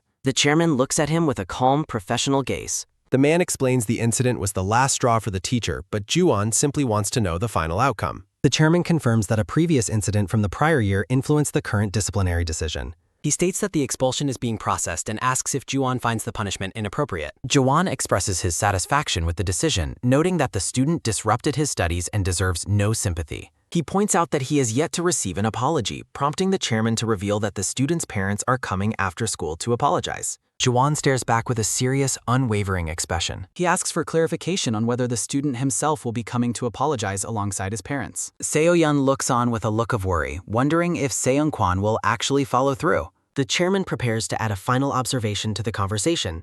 Ju-won mentions that he has already received a personal apology from Seo-yeon herself. The chairman smiles slightly, noting he reassured his daughter not to worry since Ju-won claimed to be fine. The chairman rests his hands on the desk as the meeting comes to a close. A memory of the brother Ji-young surfaces as he reflects on his past. The flashback shows a chaotic moment in the cafeteria with a food tray spilled on the floor. Sung-kwan, the boy with purple hair, yells aggressively at someone during the confrontation. A girl with a ponytail shouts back at him, calling him a lunatic for his reckless behavior. Ju-won stands tall, mocking Sung-kwan for finally living up to his reputation as a psycho. A memory flickers of a promise never to come home beaten, followed by a reassurance not to worry. Ju-won stands firm, determined to handle the situation correctly this time. Ju-won confronts Sung-kwan directly, reminding him of a previous warning he had given. He delivers a chilling threat, warning that next time will not end with just words. Sung-kwan looks away bitterly, acknowledging that he will be seen as a loser regardless of where he transfers. The purple-haired boy growls that Ju-won left a huge scratch on his face. Ju-won prepares himself for a fight. Seo Ju-won stares back coldly, declaring that they should settle things by cracking his skull. Han Chae-won stands firm, warning that next time their encounter won't end with just words. The purple-haired boy repeats his complaint about the visible scratch on his face. Ju-won adjusts his sleeve, reiterating his threat to crack the other's skull to settle the debt.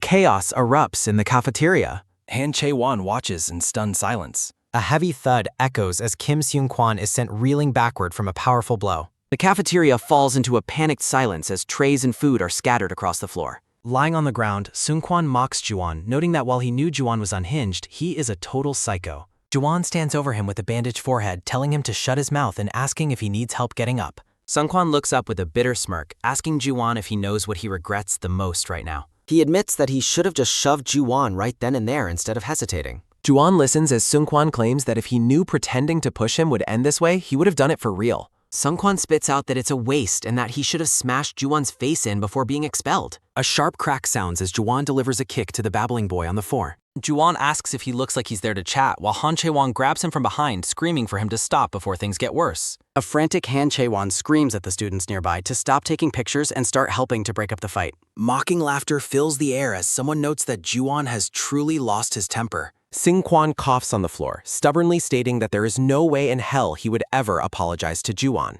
Han Chae-won struggles to hold Ju-won back as Sung-kwan tells him to beg for an apology if he is so desperate. Sung-kwan continues to taunt them, saying he might feel like apologizing if Ju-won begs 10,000 times, as Chae-won pleads for the violence to stop. Tae-won hugs Ju-won tightly, calling him an idiot and warning that he will get a red mark on his permanent record for this. Ju-won looks down at her, asking if she really thinks he is acting without thinking. Memories flicker of Sung-kwan's past behavior, including kicking desks on the first day and pulling cruel pranks. The recollection continues with Sung-kwan mocking Ju-won's financial situation and demanding Ju-won do his schoolwork because he's a desk partner. Ju-won's expression darkens as he thinks about what happened on top of all those insults. He remembers the humiliation of being looked down upon in the classroom. He recalls Sung-kwan's arrogant behavior toward their classmates. A memory of a chaotic fall surfaces. Ju-won's eyes burn with intensity. He tells Chae-won to let go, insisting that he cannot simply let the bastard walk away after everything. Jaewon looks down, her grip wavering. The tension in the room is palpable. She reminds him that when he transferred, his little brother followed him to this new neighborhood just to look out for him. She points out that his brother had to switch schools entirely because of him. She emphasizes that his brother moved to a place where he knew no one just to stay by Juwon's side. Looking him in the eye, she tells him that he shouldn't be causing this kind of trouble for himself and his family. Jaewon looks down at her, his anger momentarily softened by her words. He remains silent, processing her plea. A sudden movement breaks the silence. Sungkwan laughs from the floor, asking if they are dating since Juwon is checking her out in the middle of a fight. Han Chae-won, now with a bandage on her forehead, screams that he is insane and threatens to take him to court if either of them gets hurt. She waves frantically, calling out for a teacher to come and stop the escalating violence. A heavy thud sounds as another confrontation occurs. Han Chae-won cries out Juwon's name in distress. A firm grab stops the next brawl. Juwon wipes his face, looking exhausted and battered as the adrenaline begins to fade. Seo-yeon kneels on the floor, begging everyone to stop as the cafeteria remains a scene of total devastation. Seo-yeon covers her face in distress, begging Juwon to take his lingering anger out on her. Kim Seung-kwan looks down with a somber expression, apologizing and pleading for a chance to fix his mistake. Han Chae-won watches the tense exchange from the side, her expression filled with shock and concern. The black-haired girl stares in disbelief as the confrontation reaches a heartbreaking peak. Juwon leans against the wall, looking battered and completely drained of energy following the fight. Sunlight filters through a row of quiet potted plants on a classroom shelf. A male teacher stands at the podium as a blurred announcement fills the classroom air. The afternoon sun glints off the surface of several empty desks. Juwon focuses intently on his notes while Seo-yeon watches him from her nearby desk. The girl looks away, a deep blush spreading across her cheeks as she observes him. Juwon remains silently absorbed in his schoolwork, ignoring the world around him. A steady hand uses a multicolored pen to meticulously write in a textbook. A sudden chime echoes through the halls as the school speaker activates. Ding dong! The female teacher calls out Juwon's name, sternly ordering him to report directly to her office. Seo-yeon looks on with worry as a sharp sound punctuates the teacher's visible rage. Bang! A student grumbles about how a few troublemakers have completely ruined the class's peaceful atmosphere. The camera focuses on the floor as students stand near their lockers between classes. Seo-yeon stands by Juwon's desk, gently suggesting they visit the school infirmary together. She points out that his cheek is still visibly red and insists on seeking medical help. The girl pleads with him to at least go to the infirmary alone if he refuses her help. A close-up highlights the raw, red scratches marring Juwon's cheek. A memory surfaces of Seyeon standing outside, offering to be his supportive running mate. In the flashback, she looks up with a hopeful expression, asking if he accepts her offer. She promises to do her best to assist him and tells him not to feel any pressure. The girl in the memory asks why he would feel pressured by her genuine desire to help. Back in the present, Seo-yeon's expression is one of stunned, wide-eyed realization. Juwon asks if her kindness was merely a forced act for the sake of the new semester. Seo-yeon remains frozen, her mouth slightly agape at his blunt question. A heavy question hangs in the air regarding the true motivation behind her actions. The two students stand alone in the quiet classroom, the air thick with unresolved tension. Seo-yeon turns her back to him, remaining silent as she processes his accusation. Juwon confirms his suspicions with a cold and brief response. Seo-yeon admits she was instructed to get along with him because he was a transfer student. They stand at a distance, the physical space reflecting the emotional divide between them. Juwon looks down, his face shadowed as he hears the truth about their friendship. He begins to respond, his voice low as he grapples with the revelation. Juwon's eyes widen in genuine surprise as he looks back at the crying girl. Seyeon is overcome with emotion, her face flushed as tears stream down her face. Juwon stands up suddenly, startled by her outburst and admitting his previous words were cruel. Through her sobs, Seo-yeon explains that her friendship was never just about academic goals or parental orders. She confesses that she could never bring herself to kiss someone she didn't actually like. Juwon stares at her in total silence, completely floored by her honest admission of feelings. A student slides the door open to retrieve a phone, interrupting the heavy moment. Slide. Seyeon suddenly bolts from the room as Juwon desperately calls after her. Juwon stands alone in the hallway, looking confused and exhausted as he watches her run. Students at the doorway whisper about the unbelievable scene they just witnessed. A boy tells his classmates that Soyeon is in the classroom crying. Han Chae-won overhears the news and immediately assumes the transfer student is the cause. The black-haired girl's hand tightens around her backpack strap in a fit of protective anger. From a high angle, Seo-yeon is seen fleeing down the hallway with Juwon following close behind. A firm hand suddenly takes hold of Seo-yeon's arm as a sharp sound echoes through the hall. Where are you going? Juwon stops her in the middle of the hallway, asking if she is really going to leave in the middle of their talk without even listening to him. Seo-yeon looks away and tells him that if he isn't going to the nurse's office, he should at least go to the teacher's office before he gets scolded for being late.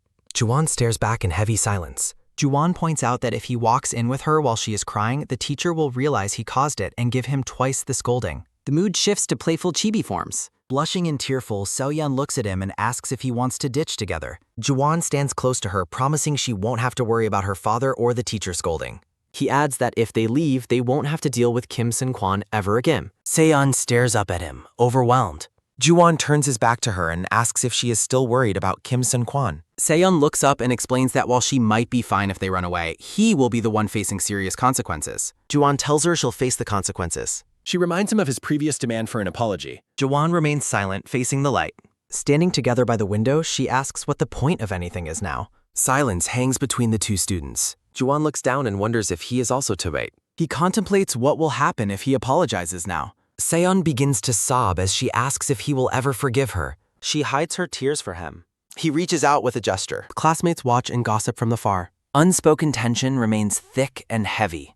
A difficult confession is about to follow. Juwon looks toward her and asks if she is truly no different from Kim Seung-kwan. Juwon admits that from the very beginning, he suspected there was an ulterior motive for her being so kind to him. He confesses that whether it was for her grades or something else, he had his doubts but chose to ignore them entirely. Clenching his fist, he admits he didn't care about her motivations because he liked her so much, even if her actions were just out of curiosity. Seo-yeon looks at him in shock and asks if he has ever seen her being that kind to anyone else besides him. Juwon firmly states that he isn't the type to do things for no reason and reminds her that he is a calculated person, not a pushover. He notes that she is still worried about that jerk. He questions why she dangerously jumped into the fight earlier, asserting that he could have handled that guy properly on his own. Silence follows his intense verbal outburst. Juwon admits that the fact she is still worried about the other boy is driving him insane and he can no longer stand it. Her gaze reflects deep emotional pain. Physical distance remains between the two. Juwon reaches out to close the gap. A tender embrace under the sunset.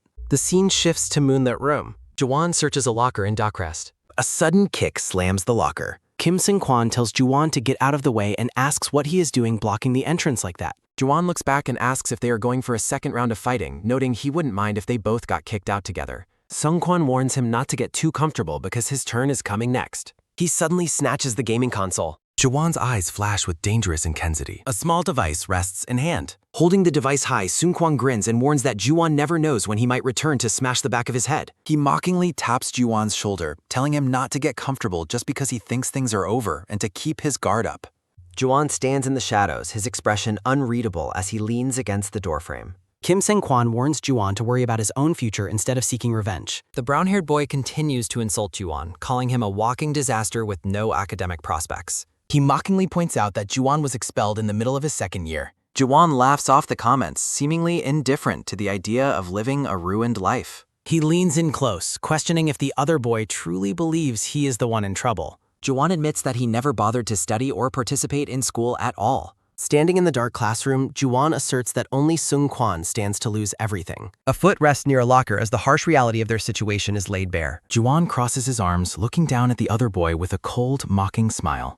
He continues to laugh at the visible distress and injuries on Seung-kwan's face. Juwon calls him a moron and dismisses him as just another typical high school brat.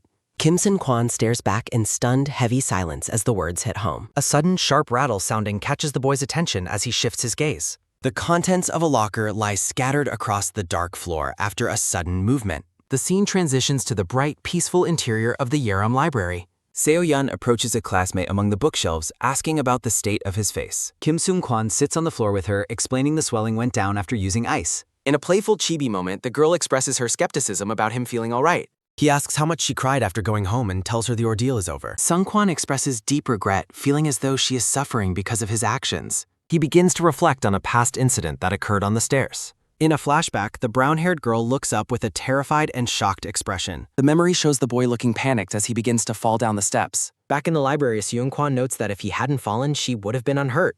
He explains that her parents' reaction was unavoidable given how close she came to being injured. The two sit together in the quiet library, the air thick with unresolved emotions. Close-up of hands resting tensely in a lap during the difficult conversation. Seung-kwan's gaze is focused and somber behind his glasses as he speaks. A quick movement or shift in thought occurs between the two students in the aisle. A thought surfaces about how his school record would remain clean if things had been different. He admits that he wouldn't be sitting there with her either if the accident hadn't happened. Seo-yeon looks up in realization, connecting the incident to his confession and her acceptance. Seungkwan questions why they are trying so hard to fix things that cannot be changed. He clenches his hands, urging her to stop living in constant regret. He looks away, his voice trailing off as he contemplates their future. Seo-yeon looks at him with watery eyes, fearing she will end up regretting things too. Sunlight catches the strands of her hair during the emotional peak of the moment. Seungkwan offers a sincere apology and promises not to repeat his past mistakes. Tears fill the girl's eyes as she begins to deliver a painful response. He pulls her into a gentle hug, suggesting they keep their distance at school for a while. The scene shifts to the courtyard where Seungkwan performs his school cleaning duty. Han Chae-won approaches and asks if his cleaning work is a form of punishment. He confirms the punishment, and the black-haired girl laments the school's lack of mercy. She complains about the administration's rigid and inflexible rules regarding student conflicts. A voice calls out to Han Chae-won from the distance, and she promises she is coming. Before she leaves, she tells him not to feel any guilt about the previous fight. The afternoon sun filters through the leaves of a tree outside the school building. Chae-won reminds him that she saw the other student targeting him from the beginning. The girl turns and walks away, waving goodbye as she leaves him to his work. Han Chae-won approaches Kim Seung-kwan and asks what he is doing her. Kim Seung-kwan reaches out and hands her a small black pouch. Chae-won opens the gift with an expression of surprised curiosity. Inside the pouch lies a red scrunchie. In a playful chibi moment, he clarifies it is a hair tie while she looks confused. He explains that he was unable to give her a birthday present until now. He admits things have been chaotic lately, but hopes the gift still counts. A small laugh escapes as she notes the gift came at a perfect time. A close-up shows her gathering her long black hair into her hands. He watches her intently as she begins to tie her hair up. Chae-won waves goodbye and wishes him luck with his school clean duty. Watching her walk away, he notes to himself that she seemed to like it. The boy returns to his work under the bright afternoon sun. A firm hand suddenly grips the handle of a cleaning fool. Tension is visible in the boy's clenching fist. He reflects on unavoidable emotions that have finally taken a tangible shape. He recalls a moment of struggle that he could not overcome despite trying. A memory of overwhelming affection and shock flashes back into his mind.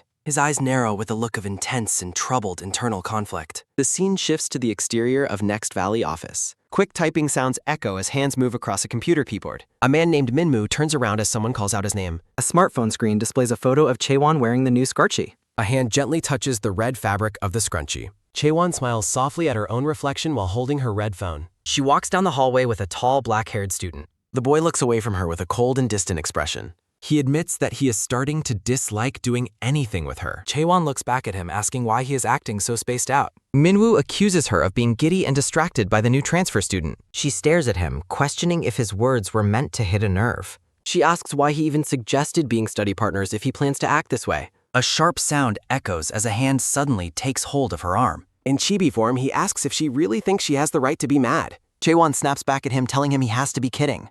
Her face is tight with frustration and a look of mounting anger. He claims to be speechless, and she tells him to say whatever is on his mind. Minwoo asks why she has been taking everything out on him lately. She looks at him with an expression of intense disbelief and irritation. He claims she is angry at Seo Ji-won and is making him the problem instead. He tells her not to change the subject while he is complaining about her behavior. He warns her that she should not pretend that things are otherwise. She reminds him that she stated she would only do this with him. He questions if it's wrong that she's getting mad right after receiving a gift. She suggests his insecurity as a study partner is what is making him act out. She demands to know if she isn't even allowed to be happy anymore. A heavy silence follows as her defensive words hang in the air. She yells, asking if she must walk on eggshells and adjust her feelings for him. Minwoo looks at her with a stunned, pained, and wide-eyed expression.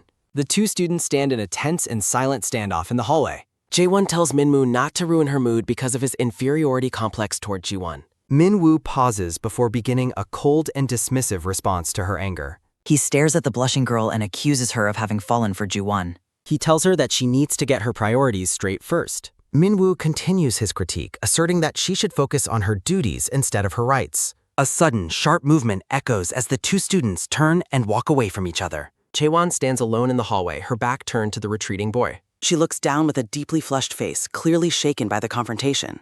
Outdoors at a fountain, a man wipes sweat from his face while complaining about the oppressive heat. The students complain about the temperature, but the teacher urges them to endure the final shooting location. Ju-won stands exhausted in the bright sun as the teacher explains they only have 10 minutes left. In a chibi moment, Ju-won is overwhelmed by heat while another student calls out his name. Ju-won asks why the teacher is taking so many photos, but is told it is for the school pamphlet. A view of the fountain accompanies a discussion about the importance of the student photos. Ju-won vents about the school's frugality while the teacher tells him to go get some cold water. The photographer gestures for the two students to get closer and relax their expressions. The teacher watches from a distance, wondering if Han Chae-won and Yoo Jae-gung have had a fight. A sudden call for attention from the photographer surprises the brown-haired boy with glasses. A hand points toward the scene, directing the boy with glasses to step out and stand in place. Ju-won looks surprised as a chibi student gives him a thumbs up and confirms he belongs in the shot. The photographer instructs the boy to take off his glasses and hide his band-aid with his bangs. The two students pose together, forcing small smiles for the camera. The photographer asks him to lower his bangs more to hide the band-aid.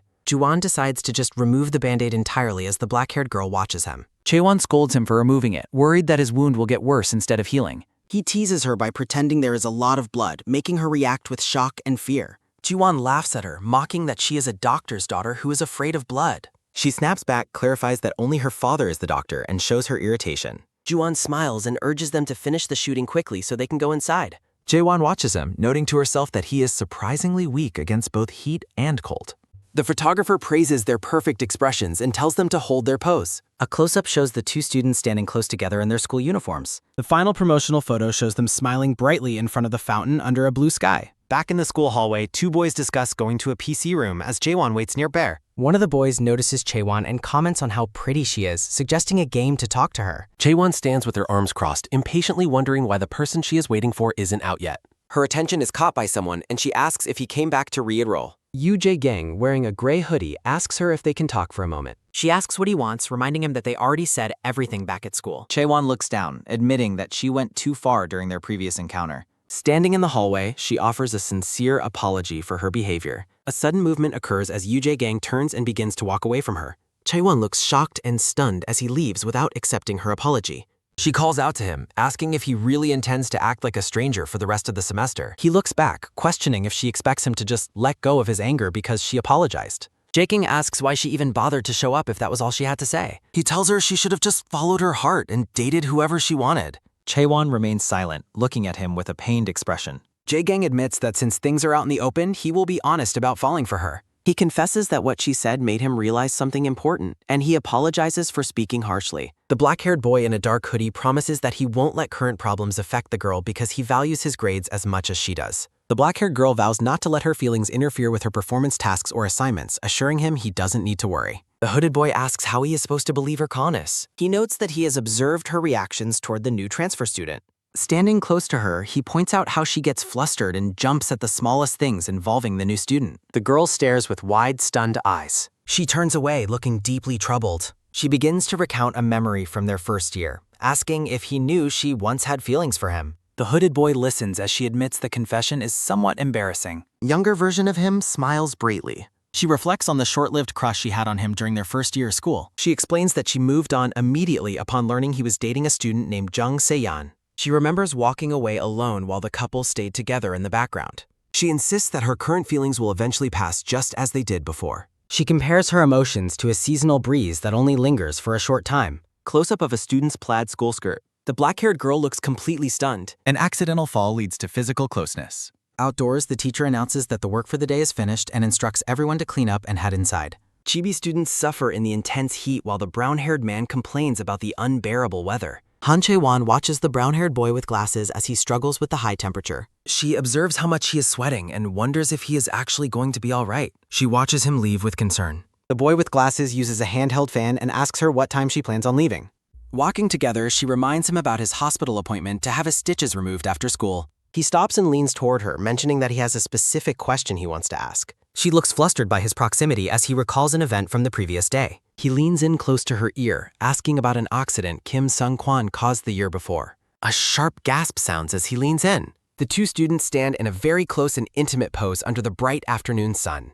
They remain frozen inches apart as a heavy silence falls between them. Chae-won looks overwhelmed and flushed, holding her fan close to her face. His face is tight with nervous tension. He awkwardly laughs it off, blaming the heat for his inability to think straight. A sudden rush sounds as he grabs his equipment and runs toward the building to escape the awkwardness. He panics in the hallway when she nearly falls, asking if she is hurt after her sudden turn. His trembling hand reaches out to her. He announces that he is going inside first and quickly retreats from the scene. She stands alone with a flushed face. She wonders to herself if Seo Ju-won was acting seriously during their close moment. Ju-won looks incredibly flustered and red. He stares at the vast blue sky. Ju-won covers his face in the hallway, cursing his own behavior and feeling completely out of it. He regrets leaving so abruptly, comparing his exit to hitting her with a camera rig and running away. He can't stop thinking about the shocked expression on her face when he left her there. He remains frozen in deep embarrassment. Walking down the hallway, he spots another student and mistakes her for Han Chae-won at first. The girl turns around, revealing herself to be the short-haired student Yoon Bora. He tells her that her timing is perfect and asks if he can speak with her for a moment.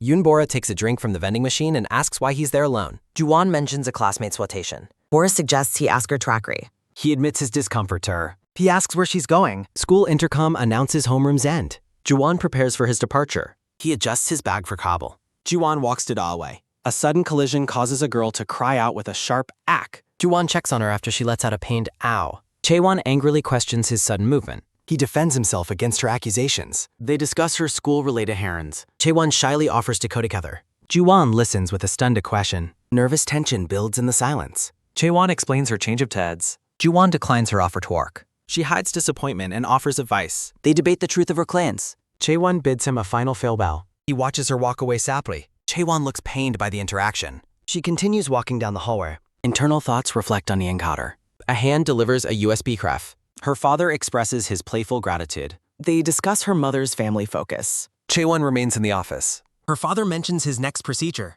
He questions her earlier lack of action. He notes her silence during the visit. Chae-won protests her father's patronizing tone. She closes the car door fry. The driver confirms her academy schedule. She realizes she has fair time. Chae-won stares out the car window. Shock registers as she spots someone. She urgently calls for a stop. The driver protests the parking rules. She frantically begs for a moment. Chae-won ignores his warnings about tickets. She jumps out of the vehicle. She promises to arrive on their own. Chae-won sprints past a stop. Her focus intensifies on her target. Ju-won browses through some summer clothes. Chae-won greets him with happy surprise. They discuss his unexpected shopping trip. Ju-won explains his desire for window shopping. Chae-won offers to help choose clothes since she is confident in her fashion sense. She adds that she is fine with him refusing the offer if he prefers. The brown-haired boy remains silent for a while. He surprises her by telling her to go ahead and pick something out. The black-haired girl smiles at his response. She wonders why he is only looking at the merchandise displayed outside the shop. Ju-won explains that the items outside are much cheaper. She points out that there are items on sale inside as well, and he agrees to check them. A thought reflects on how she only intended to help him pick out clothes. The black-haired girl looks down with a wide-eyed expression of shock. The two students lie on the floor in a very close and awkward position. Their feet are tangled together as they remain on the ground. Ju-won tries on a gray hoodie and admits he likes it. He looks skeptical while wearing a bright pink t-shirt and a headband. He tries on a black tracksuit and she praises how well it suits him. Ju-won looks incredibly unamused while wearing neon green shorts. He gets annoyed by her laughter and tells her to pick something serious. He decides to buy a plain shirt despite her complaints about the flimsy hangers. Chae-won decides she wants to look for something to buy us all. The shop assistant suggests a black jacket for her, mentioning it might look good to a boyfriend. She tries on the jacket and asks Ju-won for his opinion. He thinks it is nice, but suggests he has another idea in mind. He holds up a plain white t-shirt with a cherry design, thinking it fits her better. The black-haired girl looks at the simple shirt with a blank expression. She decides to try the shirt on and the assistant gives her permission. She tells the boy to wait as she runs off to the changing room. Ju-won stays behind, looking confused by her sudden energy. She walks into the changing area just as the assistant welcomes another customer. The assistant recognizes the new arrival as a student who contacted them previously. Chae-won looks back and is suddenly struck with absolute terror. She lunges toward Ju-won and grabs his arm, startling him. She drags him away from the clothing racks with frantic speed. He questions her sudden change in behavior while she pleads for silence in her head. Ju-won tries to resist being pushed as they move deeper into the store. Their struggle leads to an accidental fall, landing them back on the floor. They remain sprawled on the tiles with their limbs entangled. She clamps her hand over his mouth as he tries to ask what she is doing. She tells him to stay quiet with a desperate look in her eyes. She looks toward the entrance with an expression of intense fear. A black-haired boy in a school uniform stands in the store. Yoo-jae Gang looks around the shop, unaware of the two hiding nearby. Chae-won panics, unable to believe he has actually shown up. She is paralyzed by the dread of being discovered. She wonders if he saw her and Ju-won together before they hid. She remembers a previous conversation where she gave him a firm warning. Her mind is filled with a single desperate question of what to do next. She struggles to think of any explanation that would sound believable to him. Ju-won manages to mumble a question about who the other boy is. A sudden, sharp tap sounds as she roughly silences him again to keep them hidden. She holds him close and keeps him quiet as the assistant continues to speak to the new customer. Han Chae-won wonders if Yoo-jae Gang is getting a part-time job as she considers his tasks. So Ju-won looks incredibly flustered and embarrassed with his hand covering his mouth. Chae-won wonders if Jae Gang wants to buy something that badly while staring downward. The brown-haired boy is sweating profusely and appears to be in a state of panic. A sudden, sharp cry sounds as Ju-won grabs her waist, causing them to move together. The black-haired girl looks completely stunned and wide-eyed by the sudden physical contact. Yu Gang stands by the store entrance, looking inside with a neutral expression. The black-haired boy scans the shop as he walks further inside the building. Gang narrows his gaze, looking around the interior with focused attention. Ju-won pulls Chae-won even closer, holding her tight against him to remain hidden. The two students are pressed together in a panicked, intimate embrace against the wall. Chae-won lets out a surprised, soft sound as she realizes how close they are. She scolds him for being so silent and asks if he could have said something. Ju-won asks her if she acted intentionally while looking very red and flustered. Chae-won angrily denies any ulterior motives, questioning if he thinks she'd do this on purpose. She points out that Gang is right there while the shop assistant speaks in the background. The assistant continues giving instructions about the merchandise as she moves through the store. Ju-won recalls that another customer was in the area just a moment earlier. Chibi versions of the students freeze as the assistant asks if the customer is finished. Intense panic sets in for both students as they hear the assistant approaching their location. A hand frantically and urgently grabs the door handle to keep it close. Chibi Chae-won begs Ju-won to say something and disguise his voice to avoid discovery. A sudden, heavy knock sounds as the shop assistant calls out to the customer. Ju-won prepares to speak, appearing incredibly nervous and out of his element. He shouts from behind the door that he is still in the middle of changing. The shop assistant looks confused, wondering if a guy went inside instead of a girl. She mentions the location of the storage area while continuing her explanation. The two students remain frozen and sweating as the assistant speaks just outside. They suddenly bolt out of their hiding spot with frantic energy. The students dash through the store together, trying to escape without being recognized. Yu Gang watches them flee with a blank but curious expression on his face. He stares intently at their retreating forms as they leave the store. Out on the street, they both stop to catch their breath with a heavy huff. Chae-won denies taking anything out of the shop while Ju-won remains dazed and confused. Ju-won asks her who the person outside was and suggests it might have been someone familiar. Chae-won remains silent with a nervous look in her eyes as she considers her response. She looks away with a guilty, awkward expression while trying to find the words. The black-haired girl begins to answer, slowly revealing the identity of the boy. Ju-won reacts with massive shock, shouting "what" in disbelief at the name she just said. He rants about her avoiding a classmate and questions why she felt the need to hide. Chae-won protests loudly, shouting "no way" and arguing that saying hello is simply impossible. She explains that things are currently very tense and awkward between the two of them. Ju-won questions how bad the situation could really be since they are both student leaders. The brown-haired boy stands in stunned silence, looking completely exhausted by the situation. Ju-won expresses his disbelief, realizing that her behavior explains the tension during their shoot. He asks her why she had to drag him into her personal drama and make things weird. Ju-won tells her to forget the whole thing and announces he is leaving for the hospital. Chibi Chae-won asks if he still needs clothes, but he decides to just buy them online. Chae-won remembers his question from earlier at school and asks him to repeat it. Ju-won tells her to forget about it since he has already asked someone else. Chae-won remembers him coldly dismissing the matter. Ju-won walks away from her Saraway. She laments being the only one blamed. She wonders if his anger was necessary. A voice blames her for the situation. Evening falls as Ju-won finishes his work. He declines a dinner invitation after shift. He's warned about working on empty stomachs. A blonde-haired girl waits at the door. She happily suggests going out for food. He asks why she arrives so early. He explains he hurried just for her. They sit together on the dark stairs. She checks his face for any scarring. He flinches away, confusing his blonde companion. He admits feeling self-conscious about his son. She doesn't mind his workplace like. He wishes he could have freshened up. She admits she rushed classroom. She nuzzles him, expressing how she missed him. She asks if they will stay just tap. He is overwhelmed by her sudden hug. He worries about her late curfew time. Focus shifts to a sharp, painful Mary. Ju-won glares at Chae-won in the classroom. He grabs his bag with tense hands. He ignores the other girl while leaving. Chae-won's hand trembles over her school bag. A hand grips the bag handle tightly. The blonde-haired girl looks deeply pained. She sprints through the school corridors. She desperately chases after Ju-won's retreating form. She mentions having her own errands nearby. Ju-won invites Chae-won to walk within. The blonde-haired girl watches in silent shock. They leave the school hallway together. She watches them depart with a heavy heart. A notification announces the latest chapter's release. A credits page lists the dedicated staff. She dismisses his concerns on the stairs. She begs for a few more moments. He remains conflicted while she holds him. He yields and pulls her into ag. She jokes about using a fake identity. He mocks the plan's obvious vocal flaws. He suggests she lie about being sick. She laughs at his summer cold excuse. He smiles softly at her lighthearted merde. He mentions the danger of her father knowing. Fear suddenly grips the blonde-haired girl. The blonde-haired girl looks surprised, questioning why he would say such a thing. Close up on Ju-won's glasses as he wonders if their secret has been uncovered. A sudden realization hits as they hear footsteps approaching, causing them to jump in surprise. They hide together while students outside gossip about admissions fraud and someone's poor grades. Ju-won tells the girl to be quiet as the students outside discuss university applications. Chibi versions show them panicked while one student outside suggests having a smoke. The eavesdropping continues as someone outside is called stingy. Pressed together in the dark, a soft, weary breath is released. Night falls as a suggestion is made to go get some food. The scene shifts to a deserted playground under the night sky. On a park bench, the blonde-haired girl expresses being upset with the other. Sitting together, she reminds Ju-won of their agreement to be careful at school. She argues that while they agreed to keep distance, not talking all day is far too extreme. She reminisces about their past interactions and jokes, accusing him of acting like they've broken up. She admits feeling sad, but quickly tries to downplay the depth of her feelings. Flustered, she tells him to stop looking at her in that way. Ju-won finds her behavior to be incredibly cute and charming.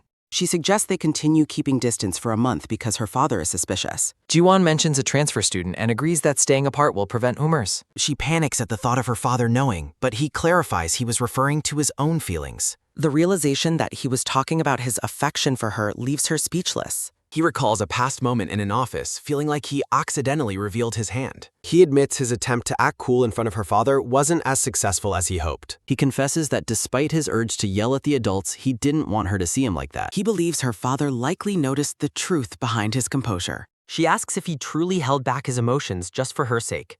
She explains she had mistaken his calm demeanor for simple anger. He admits that he doesn't actually possess that much patience. He shares that he was initially ready to confront even the school chairman. He confesses that seeing her father made him nervous, so he put on a tough act. She begins to speak but stops herself, her face full of emotion. Her face flushes a deep red as she remains silent. Overwhelmed by his honesty, she suddenly begins to cry. Ju-won is shocked by her sudden tears and tries to distract her by pointing out some seaweed stuck to her face. She wipes her eyes, feeling guilty for her earlier sulking after realizing what he did for her. Ju-won offers her a sincere apology. With a tearful smile, she thanks him and asks if his feelings for her are truly that strong. A memory flashes back to Ju-won acting grumpy during their run for class president. He notes that his old, irritable self seems to have completely disappeared. He explains that his past behavior was a defense mechanism from his previous school experience. Chibi Ju-won sheepishly scratches his head, noting it's a long story from his past. She suddenly pulls him into a tight, emotional embrace. She tells him that whatever his past reasons were, they don't matter anymore. He is flustered, thinking he'd probably like whatever she does. She teasingly asks if that applies even to her most ridiculous actions.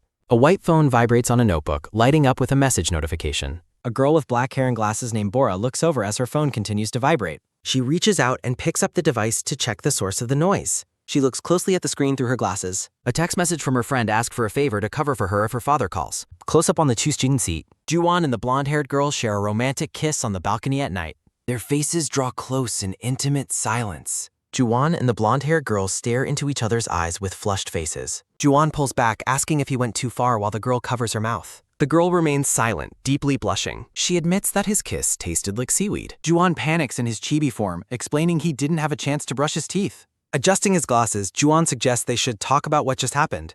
A soft laugh escapes the blonde-haired girl as she looks up at him. They lean back into each other for another tender moment. Her hand rests gently on his shoulder.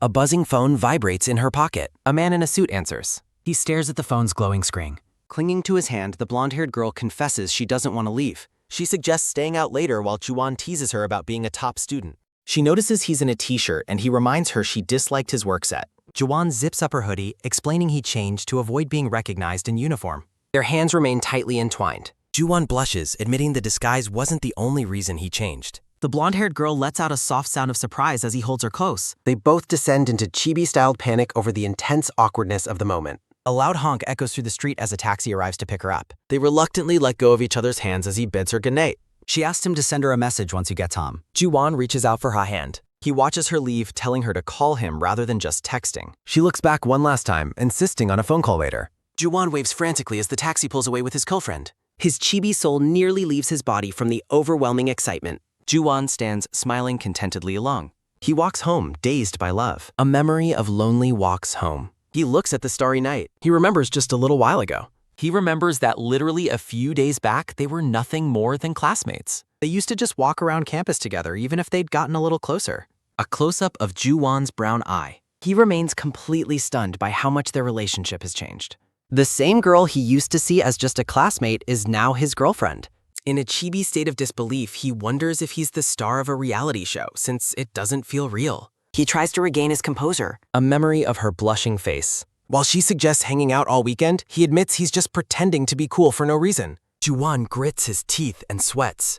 A memory of him asking her to stay a bit longer surfaces. He recalls his deep desire to spend every moment alone with her. A memory of their near kiss. He grins shyly behind his hand. Ju-won walks along the sidewalk at dusk, resolving to make the upcoming weekend a memorable time for them. He scrolls through his chat history, determined to be a supportive and caring partner to her. Notification messages from his father appear. Chaewon waits in the dimly lit silence. A quiet moment of tense waiting.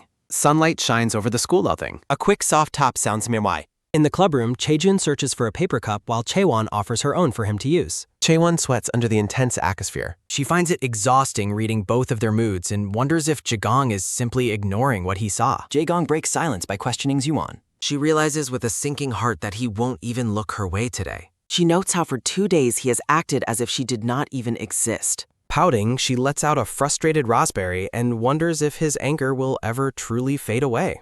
Frustration and deep disappointment fill her. Chaejun offers around drinks while Jaegong complains about the heat and asks to turn up the air conditioning. The group discusses the teacher and pizza while a grumpy Chibi Chaewon asks if there is any diet soda left. Chaejun questions manners, but Chaewon reminds him it's her farewell party and teases his lack of presidential status. Chaejun calls her annoying before turning his attention to Ju-won, calling him the transfer student. Chaejun asks Ju-won if he is dating his sister, leaving both Ju-won and Chaewon stunned by the blunt question. When Ju-won reacts with confusion, Chaejun presses for an answer on how long their relationship has been going on. Chaewon screams a denial, asking Chaejun if he's lost his mind while Ju-won tries to downplay the situation. Chaejun mentions hearing they did a project together instead of her usual partner, questioning her broken promise to Jagang. Chaewon argues that the project pairing was a coincidence and shouldn't be interpreted as proof of a romantic relationship.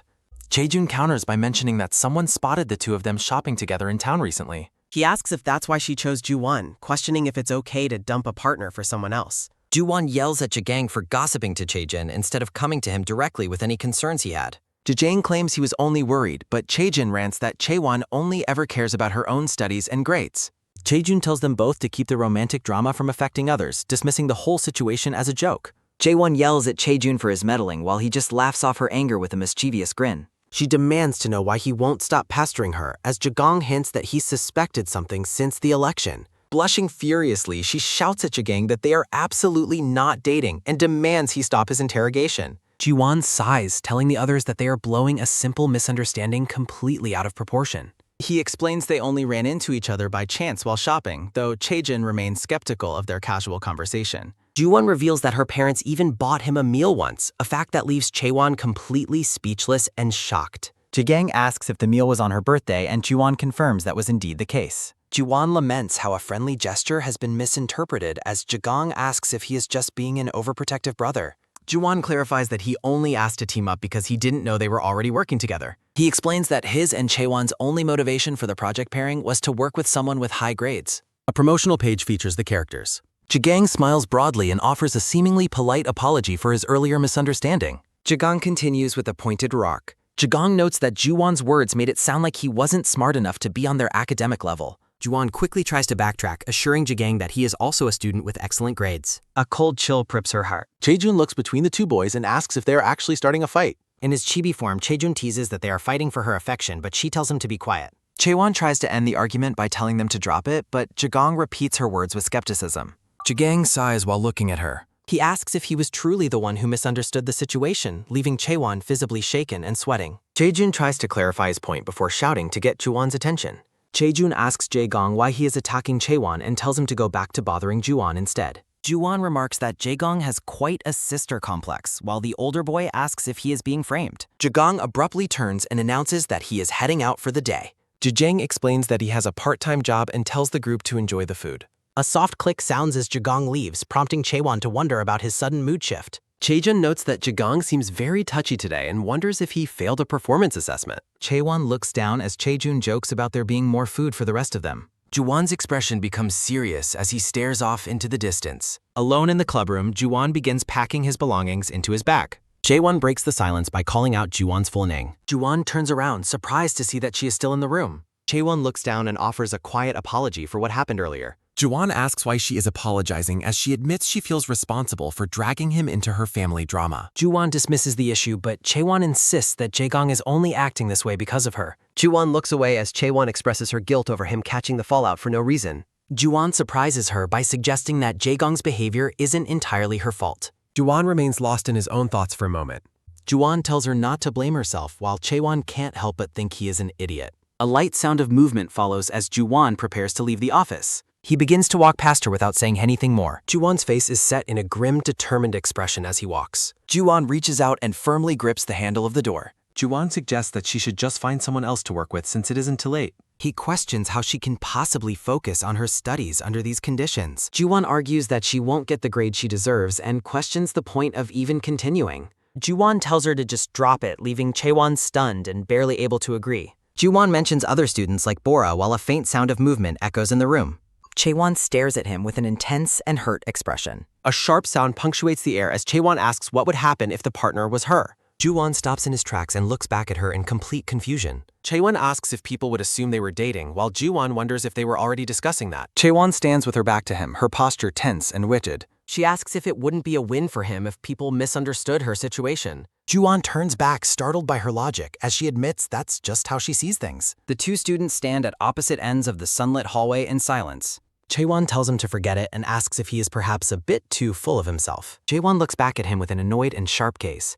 Chaewon repeats his words back to him, looking entirely bewildered by his attitude. Juwon tells her that being good-looking doesn't mean everyone likes him, noting people have different types. Juwon rants about her misplaced confidence in his chibi form while Chaewon looks on with confusion. Jaewon questions why he is bringing up types and notes that he has nothing to lose from a misunderstanding. A look of sudden, shocked realization washes over Chaewon's face. Chaewon screams at him, asking if he's lost his mind for thinking she was talking about dating. Juwon yells that as top-ranked rivals, people would naturally assume they were in a relationship. Juwon panics in his chibi form, insisting that was all he meant by his earlier comment. Chaewon tells him to speak clearly next time as Juwon grumbles about her confusing way of talking. Juwon walks away, muttering that his reputation is already ruined so she can just go down with him. Both students walk away from each other, looking grumpy and deeply frustrated.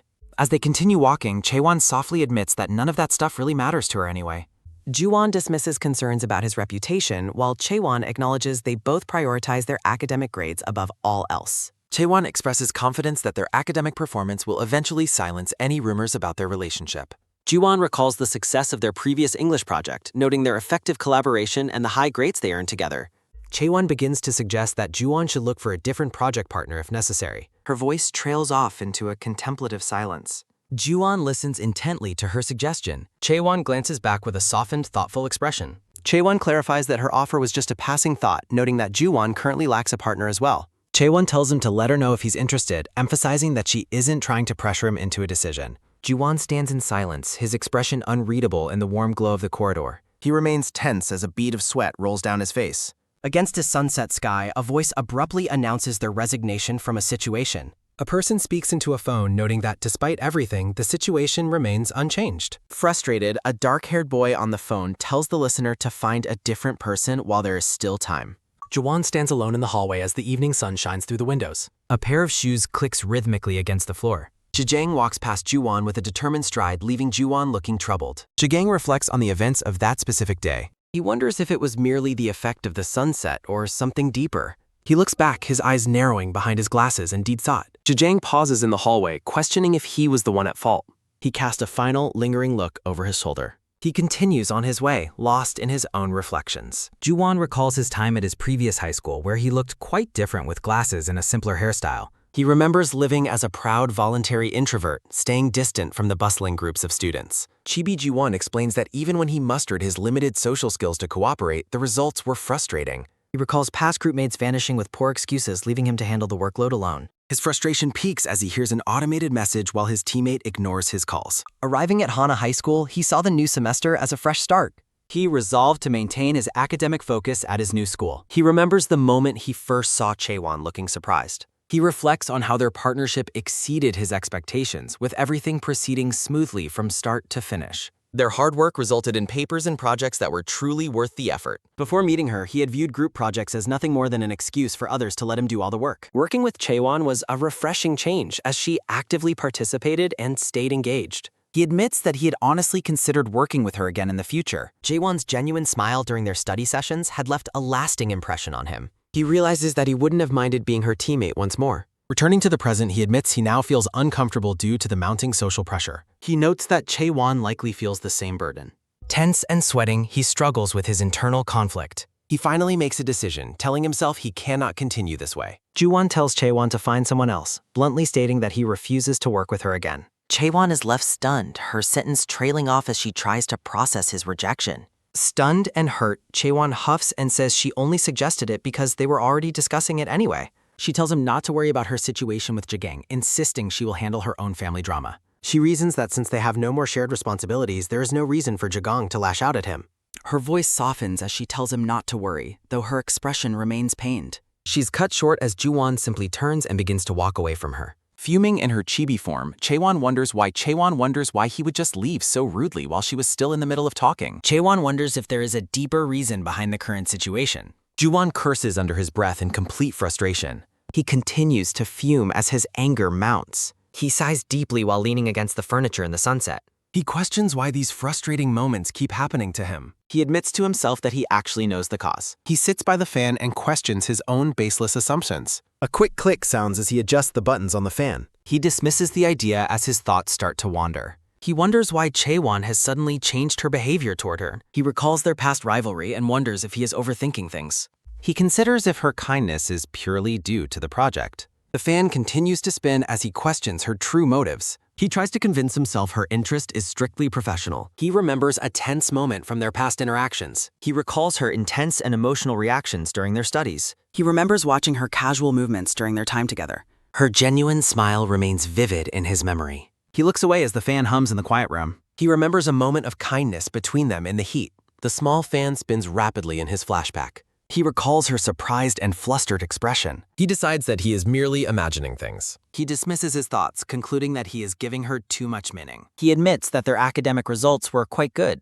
He rationalizes that she might only want to work with him again. He searches for signs but realizes there were never any. He remembers her looking embarrassed during a private moment. He stares intently while trying to process his complicated feelings. He firmly tells himself there is nothing between them at all. A thud punctuates the air as he places the water bottle down. He reflects on his growing ego ever since he started dating Jung Sayan. Jae-gong announces that he is leaving for his part-time job. Ju-won watches his brother leave while noting he is still in uniform. He tells himself to get a grip and stop thinking about her. He walks through the rain with a heady R. He stands alone under his umbrella in the pouring rain. He remains silent as he waits in the downpour. He tries to convince himself that his doubts shouldn't matter. Jung So-yeon clings to his arm as they stand in the rain. She smiles warmly up at him with a gentle blush. He offers her a soft and reassuring smile. They hold hands as he admits his internal conflict. They walk away together under the dark umbrella. A loud voice calls out through the house. Jagang explains that he found a part-time job at a nearby internet cafe. He stops mid-sentence as he spots Ju-won in a room. Ju-won pauses as Jagang asks if he is even get. Jagang questions why Ju-won is holding his clothes while Ju-won stammers. Jagang tells him to wear the clothes but asks about his weekend plans. Ju-won claims he is doing an assignment with a friend, causing Jagang to feel happy that his brother is finally making social connections. Jagang offers to prepare food, acknowledging that Ju-won is likely still busy settling into his new school life. Ju-won boasts about having already adjusted to his new environment while Jagang works at the kitchen counter. Laughing, Ju-won teases Jagang about how his forgetfulness allowed Ju-won to relax for a bit longer. A sudden, awkward silence falls over the room as Ju-won looks away with a bead of sweat on his face. Jagang wonders if Ju-won's intense reaction is due to lingering guilt about his previous school situation. Rain pours outside the window as a computer glows in the dim blue light of the evening. Ju-won sleeps soundly on a mattress on the floor in the quiet, dark room. A sharp buzzing sound startles Ju-won awake in the middle of the night. Ju-won peeks out from his room, spotting his brother preparing to leave. He watches silently as Jagang finishes getting ready in the hallway light. Jagang rubs the back of his neck while standing by the end fence. Ju-won watches from the shadows as Jagang adjusts his backpack straps. Bewildered, Chibi Ju-won is startled by a sudden thud and wonders what his brother is doing at such an unusual hour. The clock shows it is nearly morning, making Ju-won question why someone would meet for homework at this time. Ju-won stares in disbelief as he realizes the situation makes no sense. A hand offers a stack of napkins to a person sitting nearby. Chibi Ju-won stands up abruptly, offering to run out and buy a towel in the rain. Jung So-yeon insists she is fine and hasn't gotten very wet despite the weather. They sit together in a cafe as Ju-won questions what happened to her umbrella. Jung Se-yeon explains that she acted impulsively the moment she spotted him from her taxi. She blushes deeply while drying herself off with the napkins he provided. Ju-won blushes intensely as he stares at her with a stunned expression. Ju-won leans in, checking on her as she sits on the sofa in the cafe. Their arms are positioned close together on Miss Abel. Concerned, Ju-won touches her face and asks if she's feeling cold.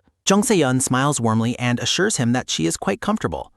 In their chibi forms, she snuggles against his arm while he looks flustered. Their hands meet and interlock on the sofa. She leans her head on his shoulder, finding warmth in their closeness. Ju-won suddenly realizes that even though they are indoors, they are still technically in a public space. Jung So-yeon looks up with wide, innocent eyes and asks for permission to hold his hand. Ju-won remains frozen and blushing as he processes her request. Both students are overwhelmed by a surge of nervous energy and embarrassment as a loud ack sounds. Laughing in her chibi form, she tells him to stop because people might be watching them. Nearby, the cafe staff grumble about the couple being affectionate so early in the morning. Ju-won hugs her from behind, showing her that he came prepared for their meeting. He reveals a heavy stock of textbooks he brought along to serve as a plausible excuse. He proudly asks her to acknowledge how dependable he is in this situation.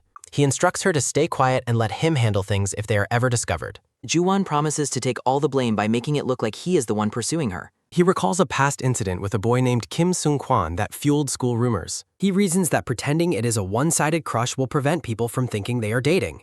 Jung So-yeon questions if his plan means they have to act like mere friends at school. Chibi Jung So-yeon panics over the potential damage to his reputation, but Ju-won remains unfazed. He jokes about how others will perceive him as a reckless but academically gifted student. He gently holds her hand, suggesting they don't need to worry about such extremes yet. He notes that being caught would lead to rumors spreading through the school and teachers. Jung Se-yeon looks concerned, worried that her father might eventually hear the rumors. She admits that their relationship could not continue the same way if the truth cannot. Ju-won explains that he isn't trying to badmouth her father, but realistically, as second-year high school students, he's worried someone might eventually find out about them.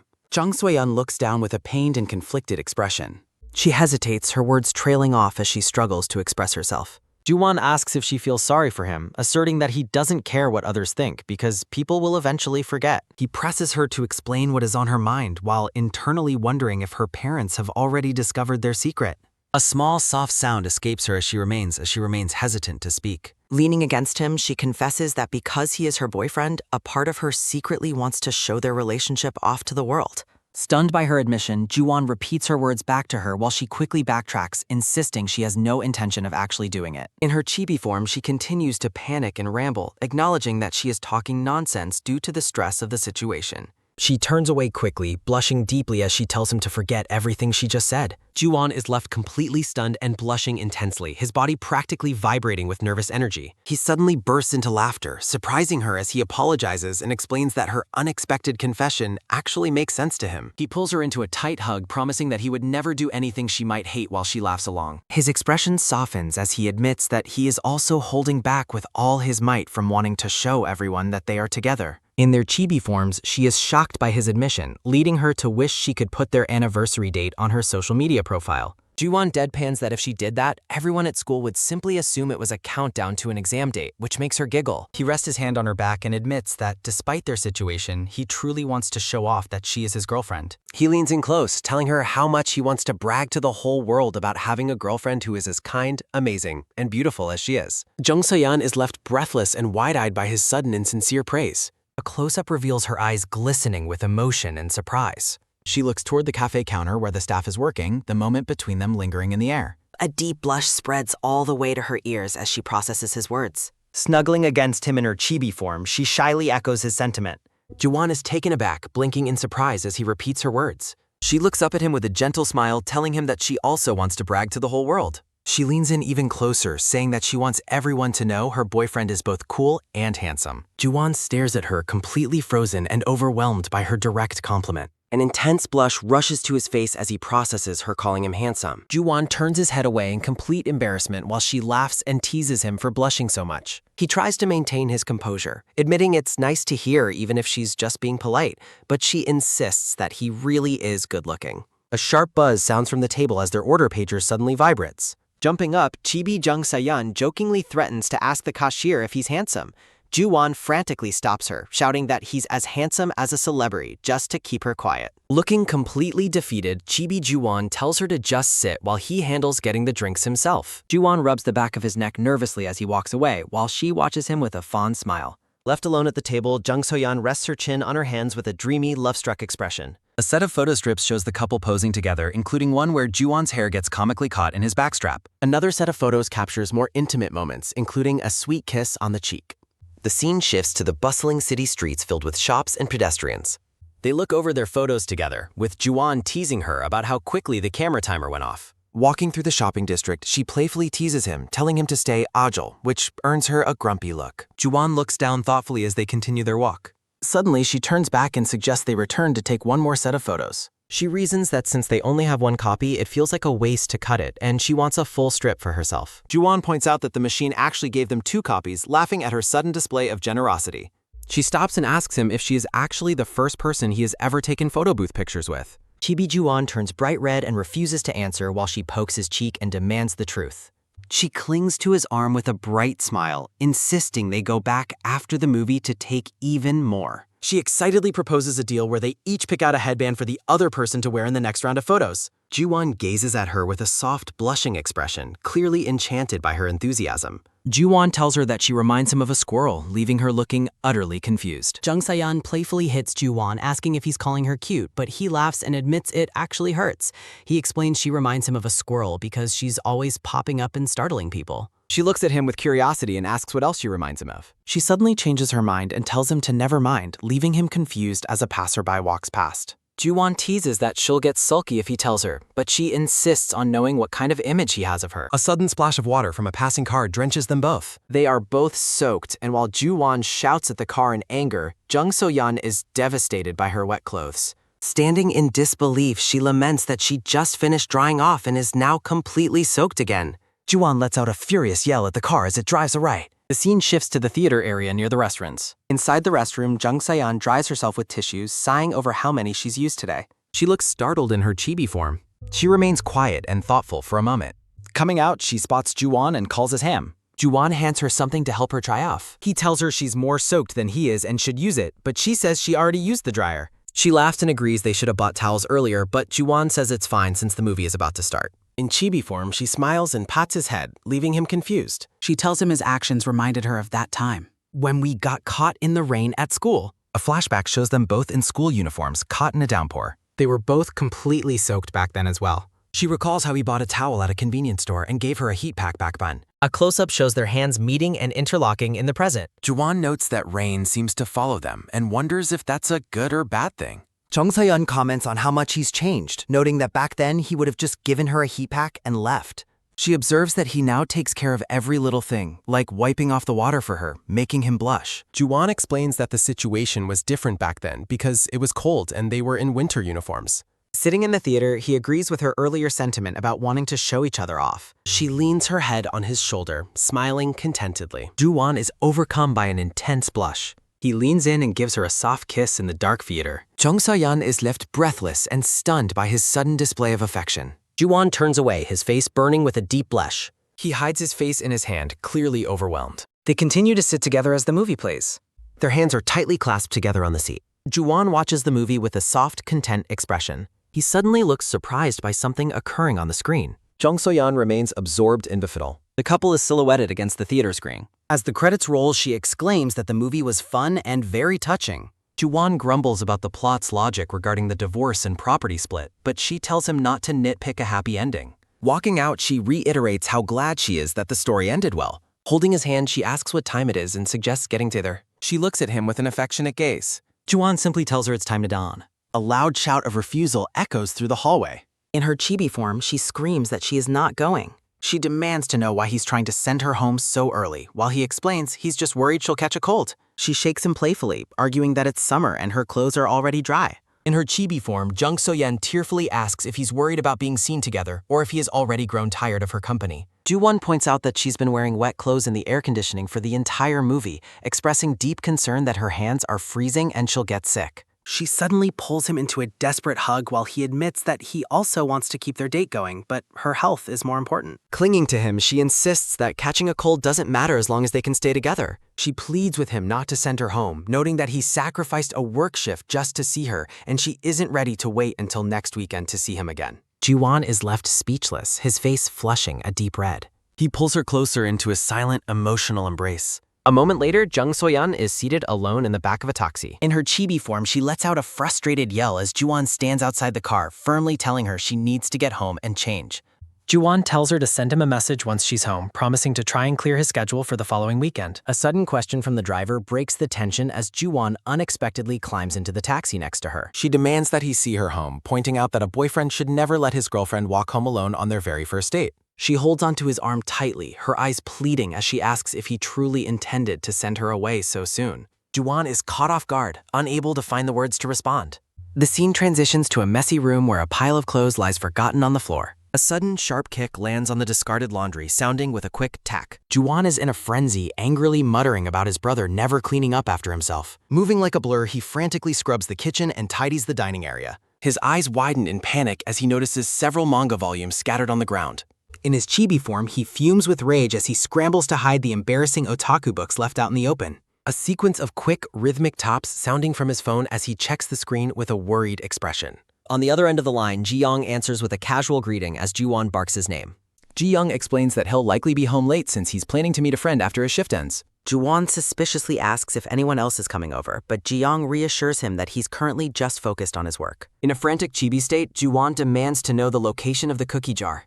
Ji-young tells him it should be near the washing machine in the utility room, but the call is cut short by a sudden hang-up sounding with a sharp tuk. Chibi Ji-young is left staring at his phone, completely baffled by his brother's erratic behavior. A forceful, sudden talk sounds as Juwon slams a hand against a door while continuing his cleaning spree. Looking completely drained, Juwon wipes the sweat from his brow. A close-up captures the intense, burning determination in his eyes. Jung Se-yeon fidgets nervously, her shoes scuffing the floor. Standing inside his home, she wonders aloud if her presence is an imposition. Juwon apologizes for the lack of food, offering her some cookies while suggesting he could order delivery or visit the nearby convenience store. They sit awkwardly across from each other at a small table, with Se-yeon politely insisting that the snacks are more than enough. He asks if she's feeling cold or needs a fresh towel to cry off. In her chibi form, she giggles and reminds him that it's the middle of summer, leading him to offer to turn on the air conditioner instead. Juwon looks away, his expression filled with apology. Jung So-yeon looks down shyly, apologizing for coming over so unexpectedly and for her earlier behavior. A flashback shows her pouting inside the taxi while a soft, frustrated Babu escapes her. In her chibi form, she throws a tantrum in the back seat, screaming that she isn't ready for the date to end.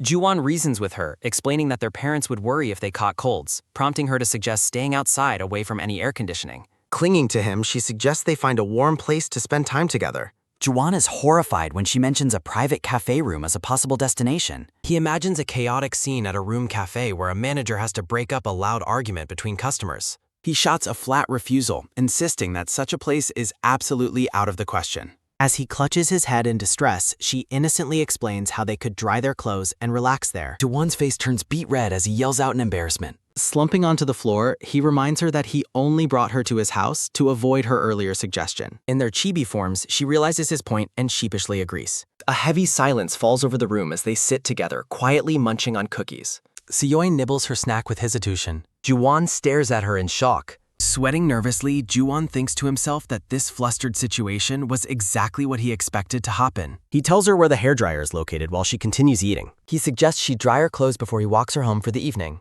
He asks her if she would like something to drink. Juwon trails off with his stutter. Blushing deeply, she admits that she wants to stay and eat more snacks. She nervously asks if her staying any longer is okay with him. A tense, awkward silence fills the room. Juwon agrees to get more snacks and juice, making Se-yeon celebrate that she doesn't have to leave just yet. A soft splash sounds as he pours the juice. He recalls her saying his troubled look was lovable, even though she mistakenly thought he was in distress. He reaches a moment of honesty. He begins to reflect on the real reason for his troubled expression. In his chibi form, he frantically tries to cool his face in the fridge, overwhelmed by how cute she is. He stares blankly at the Tooth container. He looks back toward the other room. He shouts back that he is coming. While walking back, he wonders why this specific situation feels oddly familiar to him.